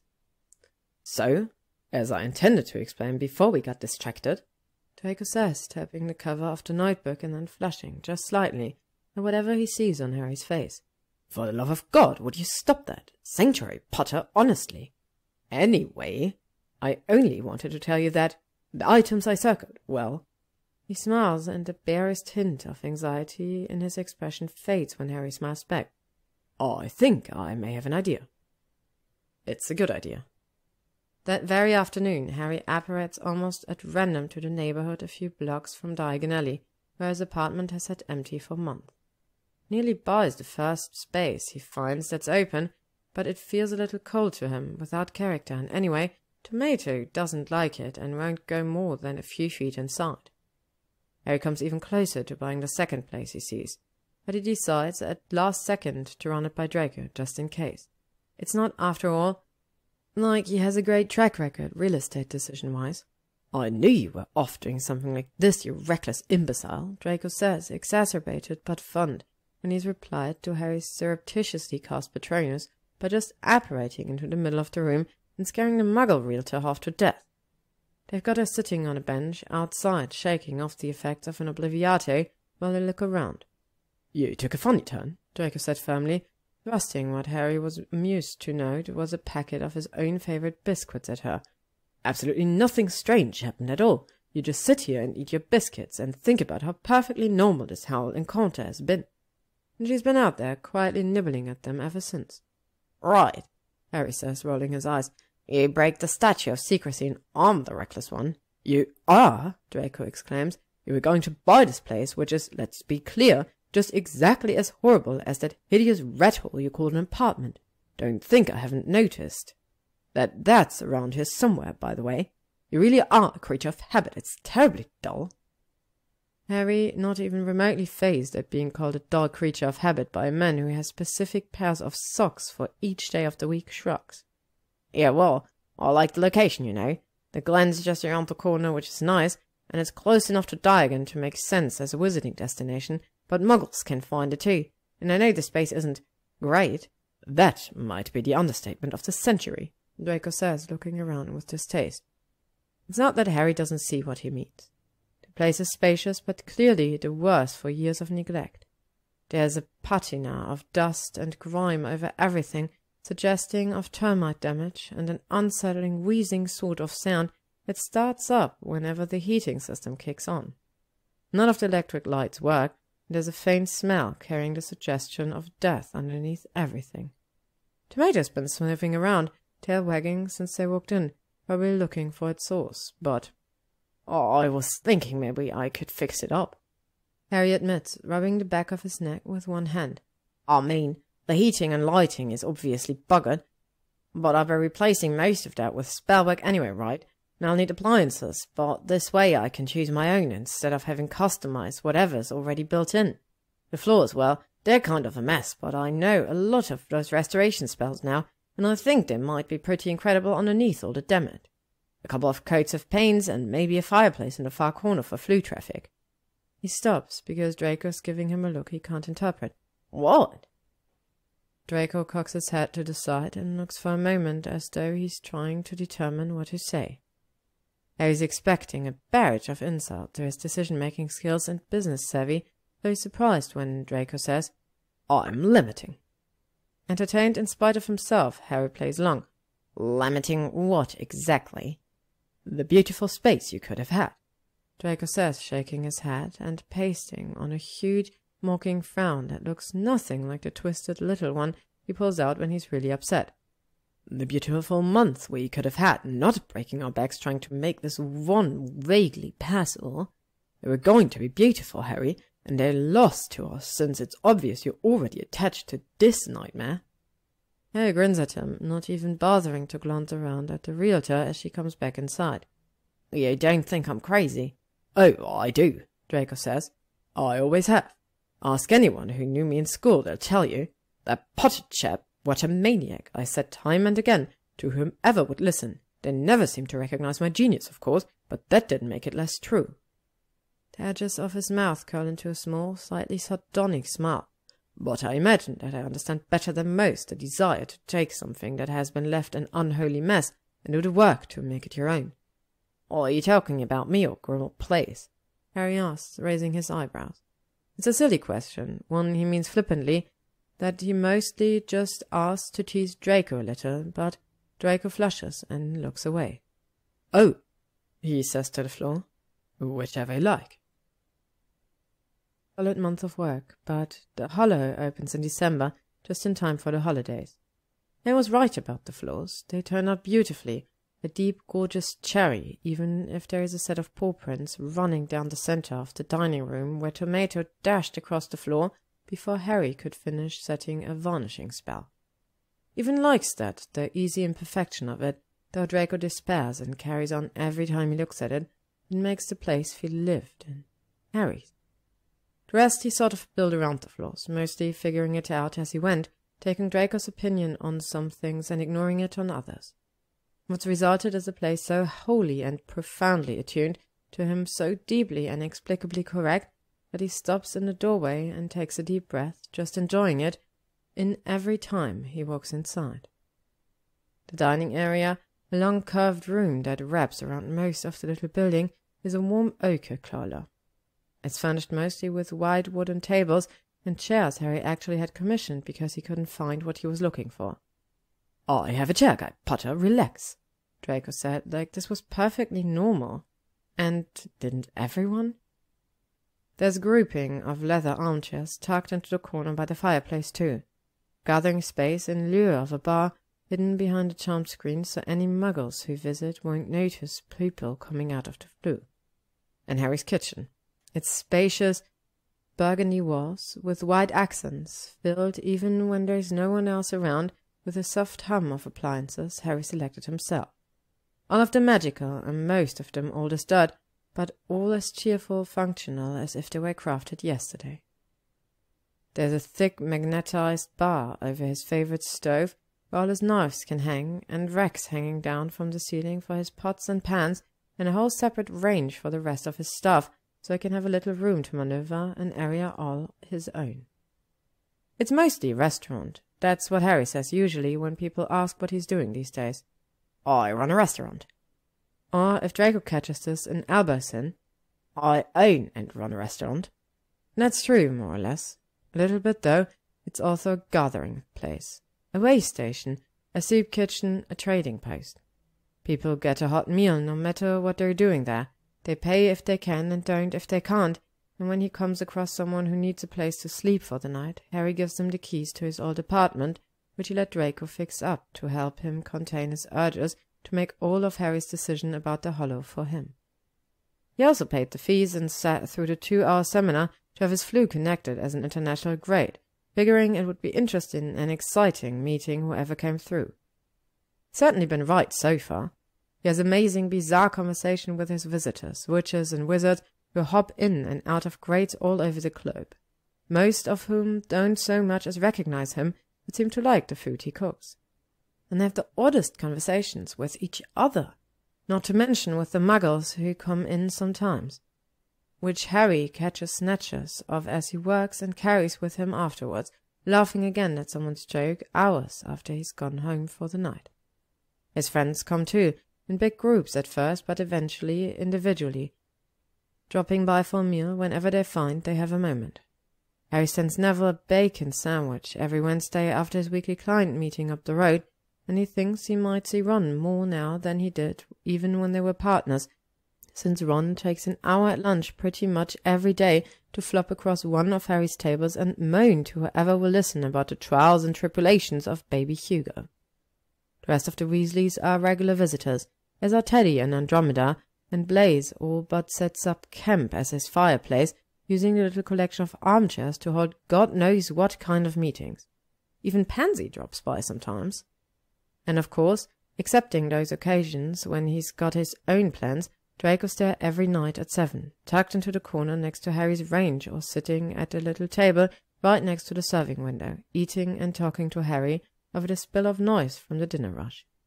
They are the only ones that know about the core they buried under the centre of the floorboards.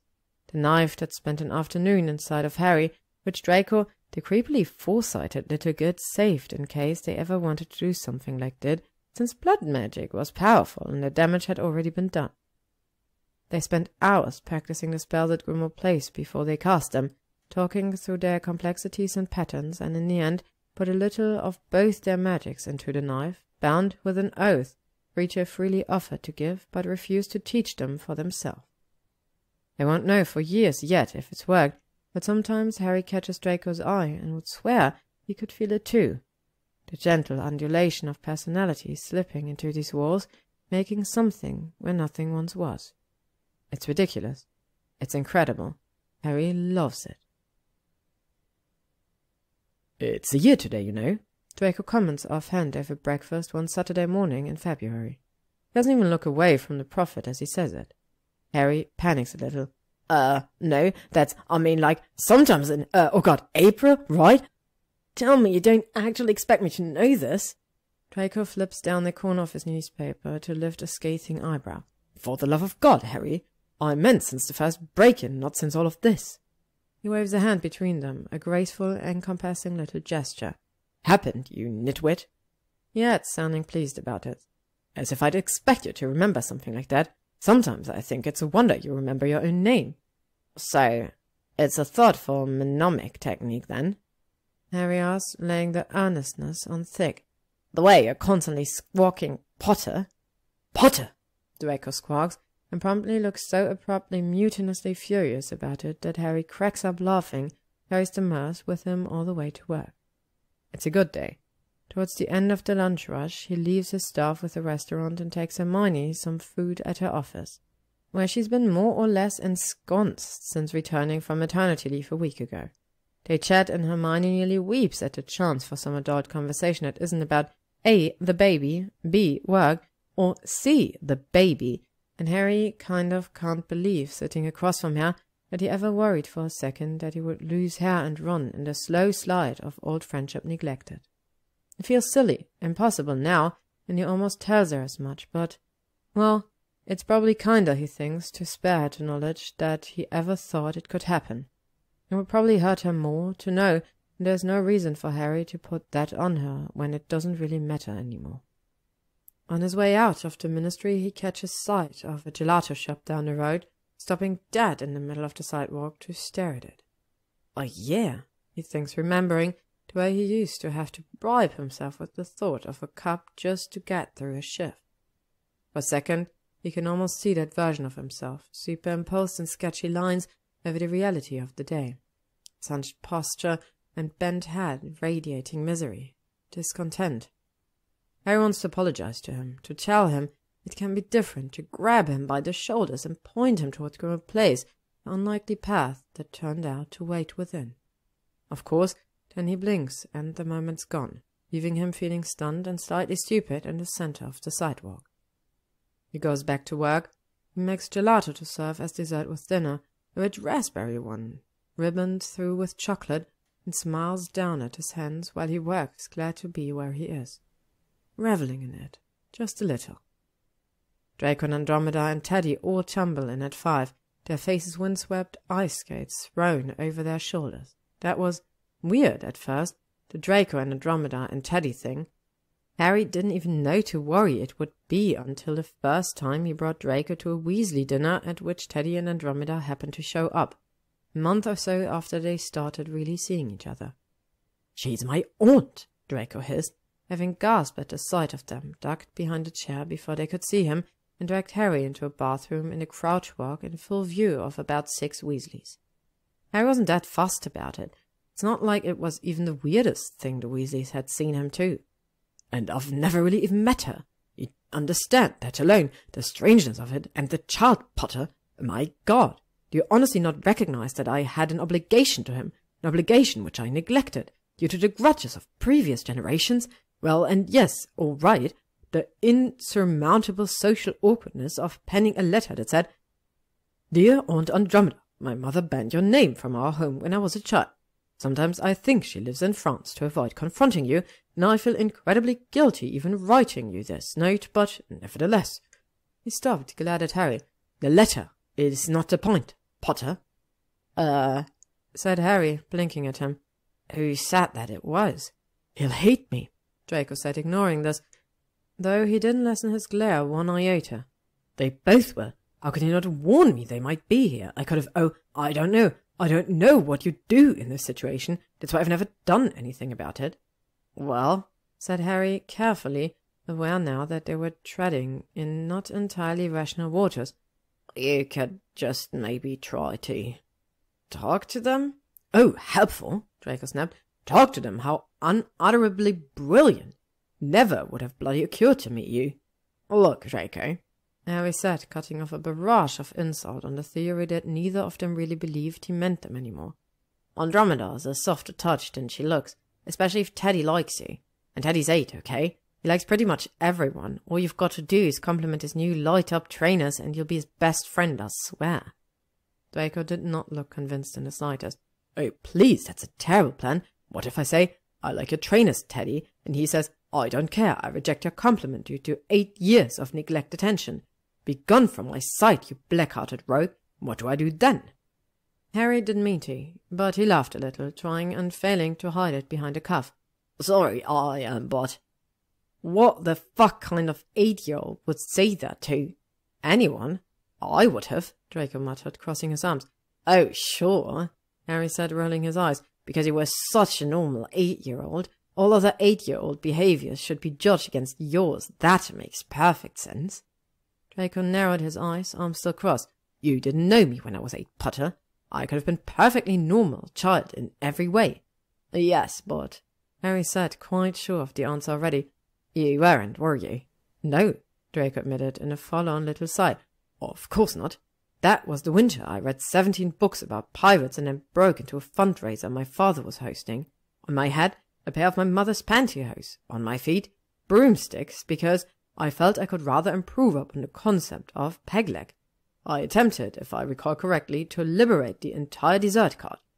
That I ended up wearing it goes without saying, I suppose." "A black-hearted rogue, huh?"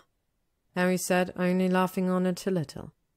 It's always oddly endearing hearing these stories that explain but don't excuse the panicous, horrible, incessant little bastard Draco had been when they were children. In some ways, he was just doing his best to hide unmatchable strangeness under a pile of nastiness and bluster.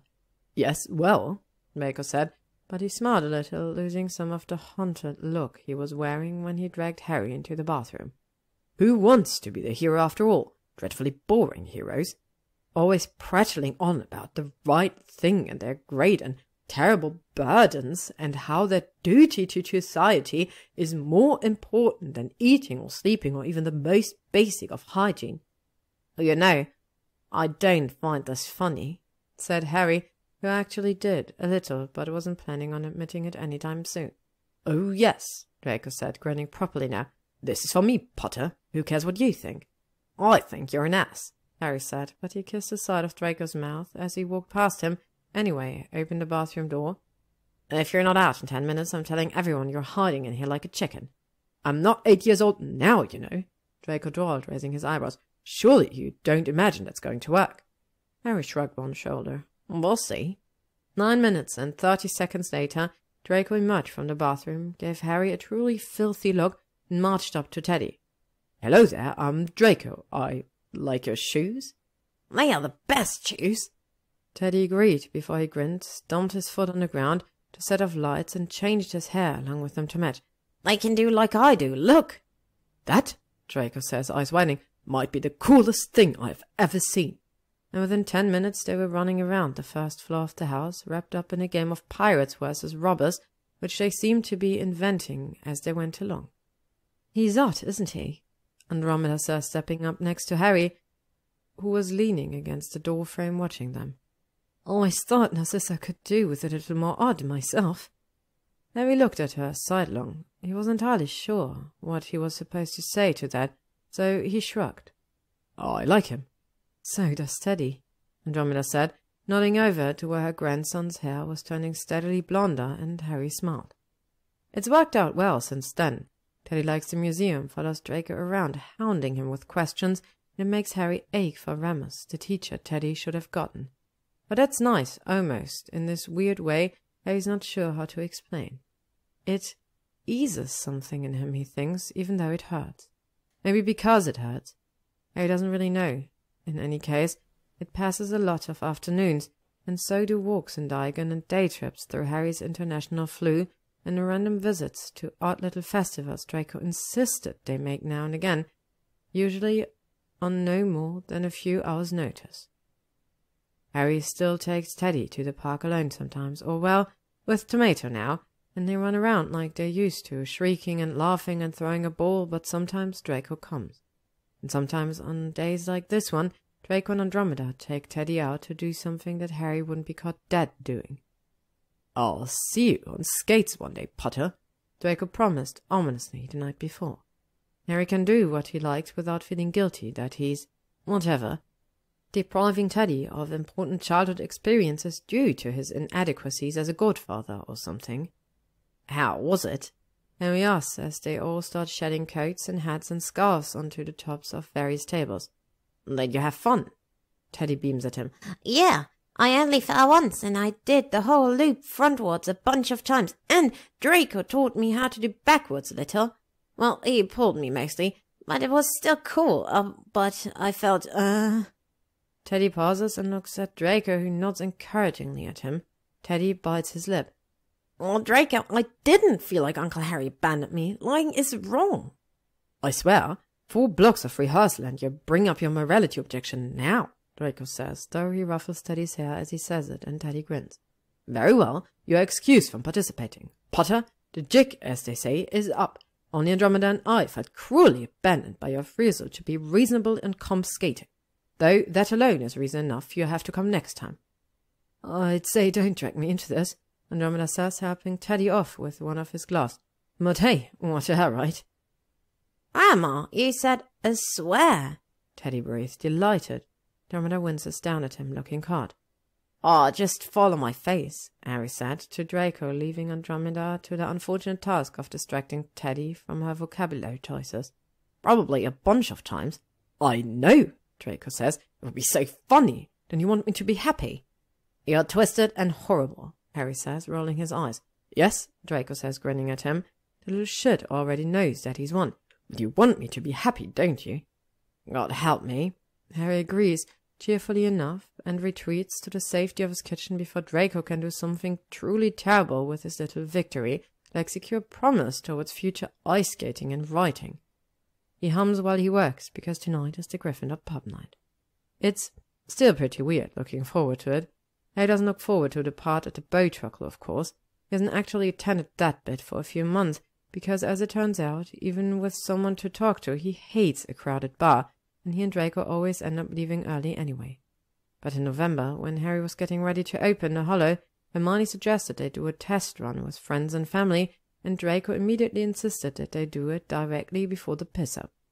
"It just makes sense," he argued when Harry raised his eyebrows.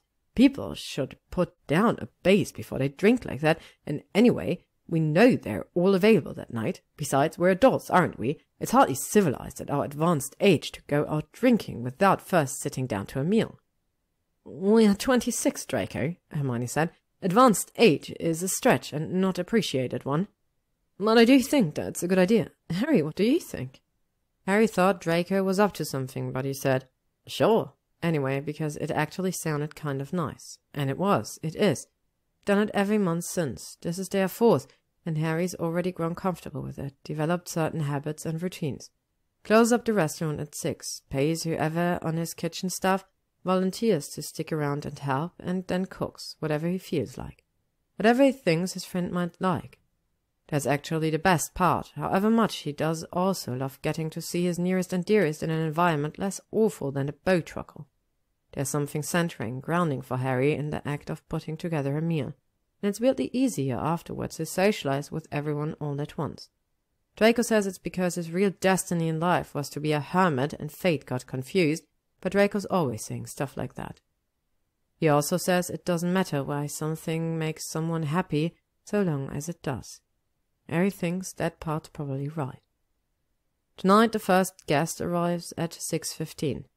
Harry steps out of the kitchen to greet them, but it's Blaise because of course it is, he says. Harry, Draco, Andromeda, Tedward, and breezes right past all of them to the flue grate, where he promptly sticks his head in the fire. My name is not Tedward, shouts Teddy, who has had this exact fight with Blaise easily 12 times. It's Teddy Remus Lupin. You're only encouraging him, Draco says in a carrying undertone. What you have to do, you see, is pretend like it doesn't bother you. Well, that sounds healthy, Ron says, walking in with Rose under one arm, Hugo tucked against his chest in one of those baby sling things Harry himself can never quite figure out. Teddy, what's he telling you to pretend doesn't bother you? Blaise called me Tedward again, Teddy said sullenly. My name is not Tedward. He knows it's not. Ah, says Ron. He hands Rose to Harry, ignoring Harry's raised eyebrow. Well, you can't take that, can you? Got to think of a name to call him back, that's what I say. What a sage parenting move, Ron, Andromeda says. Do remind me to return the favour in a few years, won't you?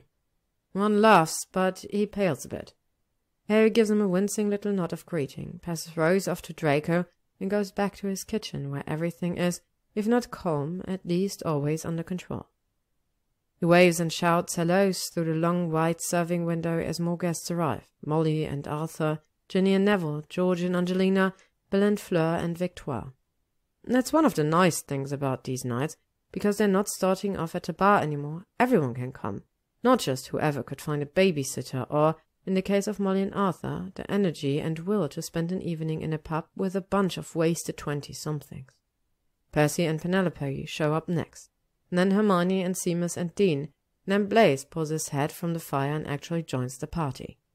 Harry's just put down his whisk and come to say a proper hello to everyone when Pansy walks through the door. She's holding hands. With Luna? Oh my god, what? Draco says, striding over to them. Harry, who recognizes that tone of voice as well as that purposeful gait, follows him pretty sharpish, and so sees him raise a hand and point an accusatory finger at Pansy. What? You never said not a word, not a peep. How long have you kept this from me?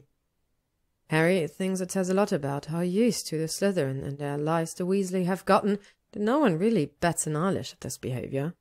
The only person who reacts at all is Blaise, who reaches for some bread, and even that is only because Harry didn't think to put out popcorn.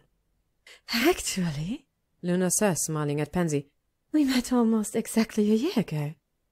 At that one pub night, you remember, Harry? Of course, it was all under rather false pretenses, but it all worked out in the end. A year ago? Draco says, voice cracking. Pansy, an entire year? Well, Pansy says, wincing slightly. The thing about that is... Wait, Harry says, casting his mind back. Last time he remembers seeing Luna hook up with someone at a pub night. Pansy, you were that girl, V, with the pink hair. Are you kidding me?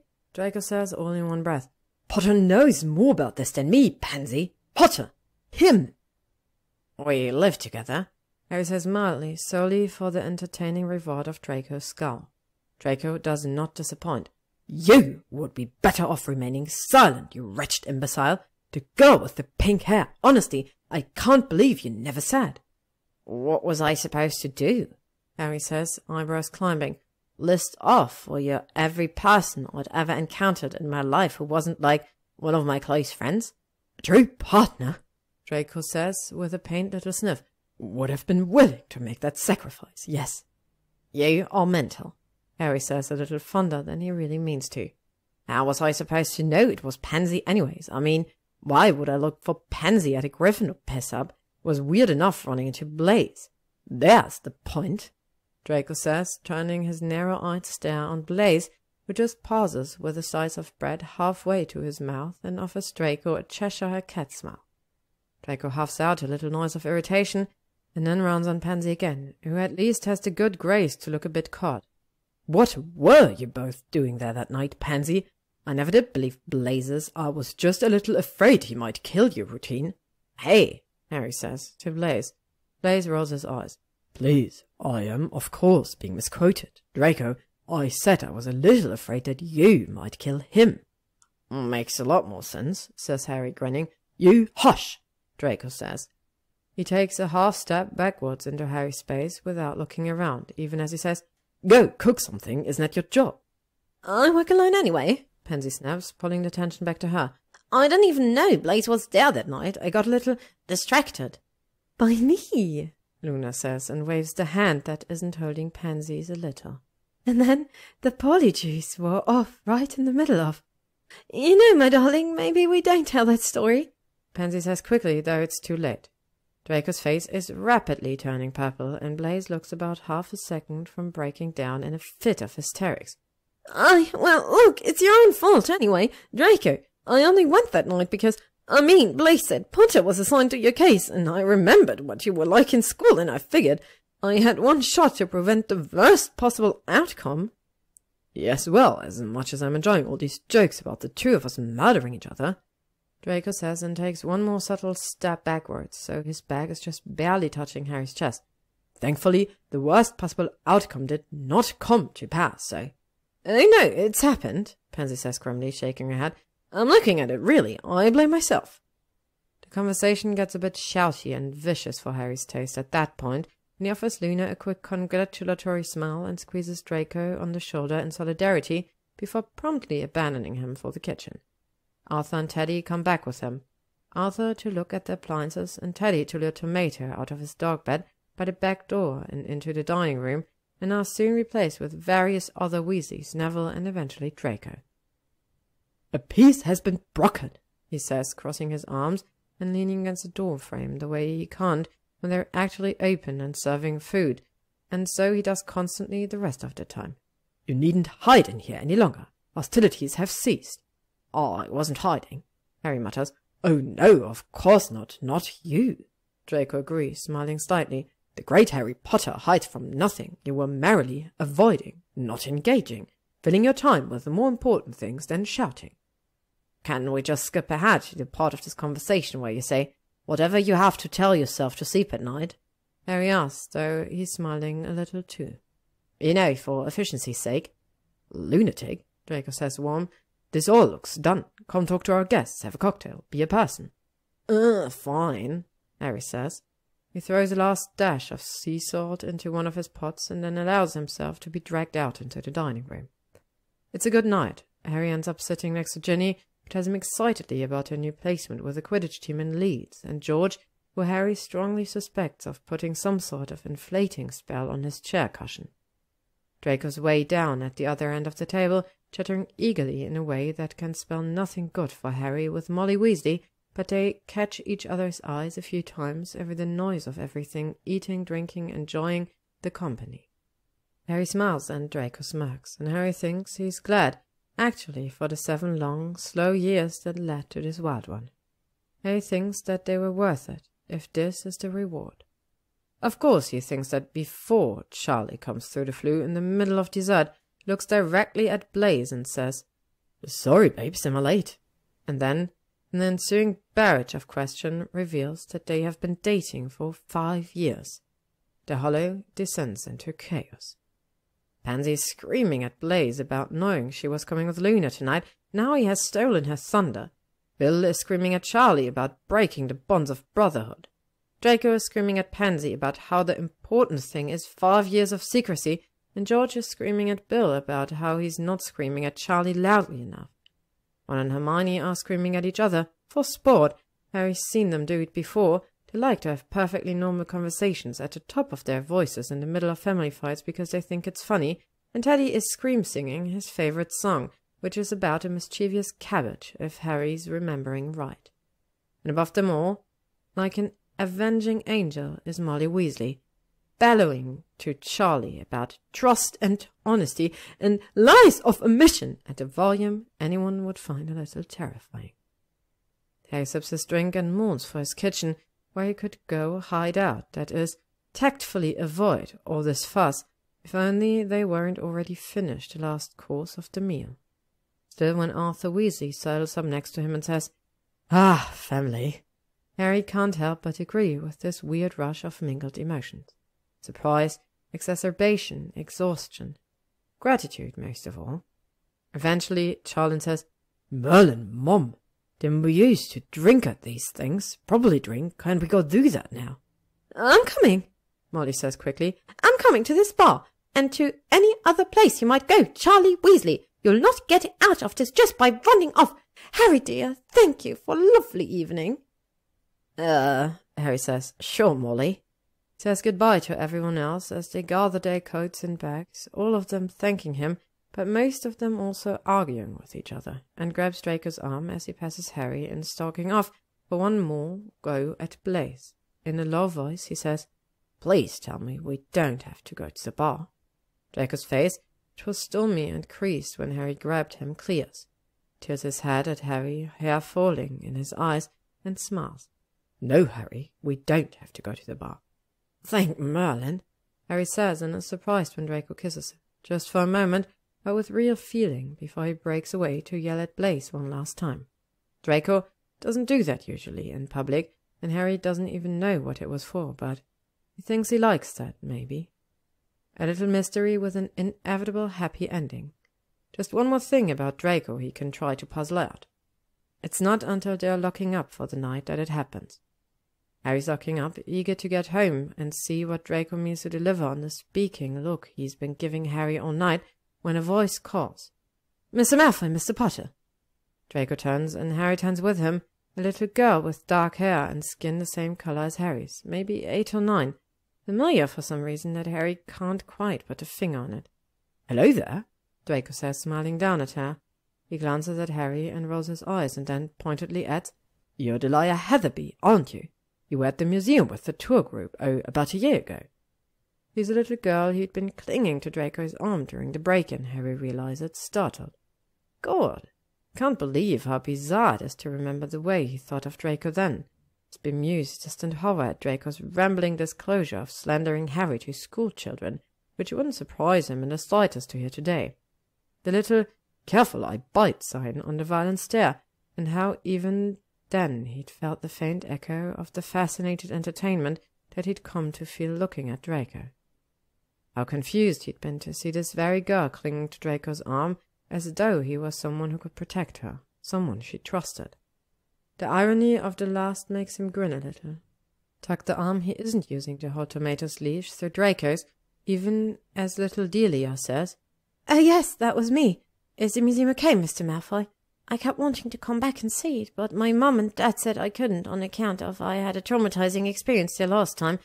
What if this time I died?" That, Harry thinks Riley, explains the distant shapes of 2 adults running frantically up the sidewalk. "Ah," Draco says, throws Harry a look that's half amusement, half dismay before he says, "Well, it's fine as it happens, better than ever. Any further trauma inflicted on my guests, God willing, will be at the hands of history alone." Delia grins up at him. One of her front teeth is missing, Harry notices, and is charmed until she turns on him and adds, "And you, Mr. Potter, have you broken your dangerous and destructive habit of creating chaos for chaos' sakes and inserting yourself where you do not belong?" Harry says. He glares at Draco, who's making choked sounds of badly concealed laughter. The treacherous little snake. He won't be any help. He'll probably be howling about this until summer. "Well, sure, Delia. I've kicked the habit, changed my ways, and, such." "Good," Delia says sternly. "Mr. Malfoy said you were drained on society." And Draco loses his fight with laughter, just long enough to let out one supremely undignified shout of it. Delia's parents catch up to them then, panting and chiding her until they realize he's Harry Potter. Then they do that whole, the really uncomfortable, fawning thing, and Harry shifts on his feet for a second and nudges Tomatoes surreptitiously with his foot until he starts walking, calling, "Oh, sorry. What can you do? Dogs, right?" as he follows. Draco comes along because his arm is still tucked into Harry's, and because he usually does one way or another. Takes him nearly half a block to stop laughing, but eventually he tucks himself a little closer against Harry's side, his breath coming even and calm. "So," he says, voice still lit up with amusement, "changed your ways, have you?" Harry looks at him sidelong. Lit up in the glow of the street lamps, all the sharp angles of his face smoothed out with good humour, his mouth turned up in a familiar, well-loved smile. Pulling his arm out of Draco's grip, Harry wraps it around his shoulders instead, kissing him briefly but fiercely until the dog nearly wraps them both up in the leash and they break apart. "Well, you know," Harry says, "I think I have." Lets Draco lead the way home. The end. Thank you for listening to What We Pretend We Can't See by Gyzym, read by Ella Max Mabella. This is the end of this book, and I tremendously enjoyed reading it. Thank you all for coming along for the journey. I hope you enjoyed it as much as I did, and I would be very happy to find you listening to the next novella or story I record, and you can find all of them basically on Spotify, YouTube, or AO3.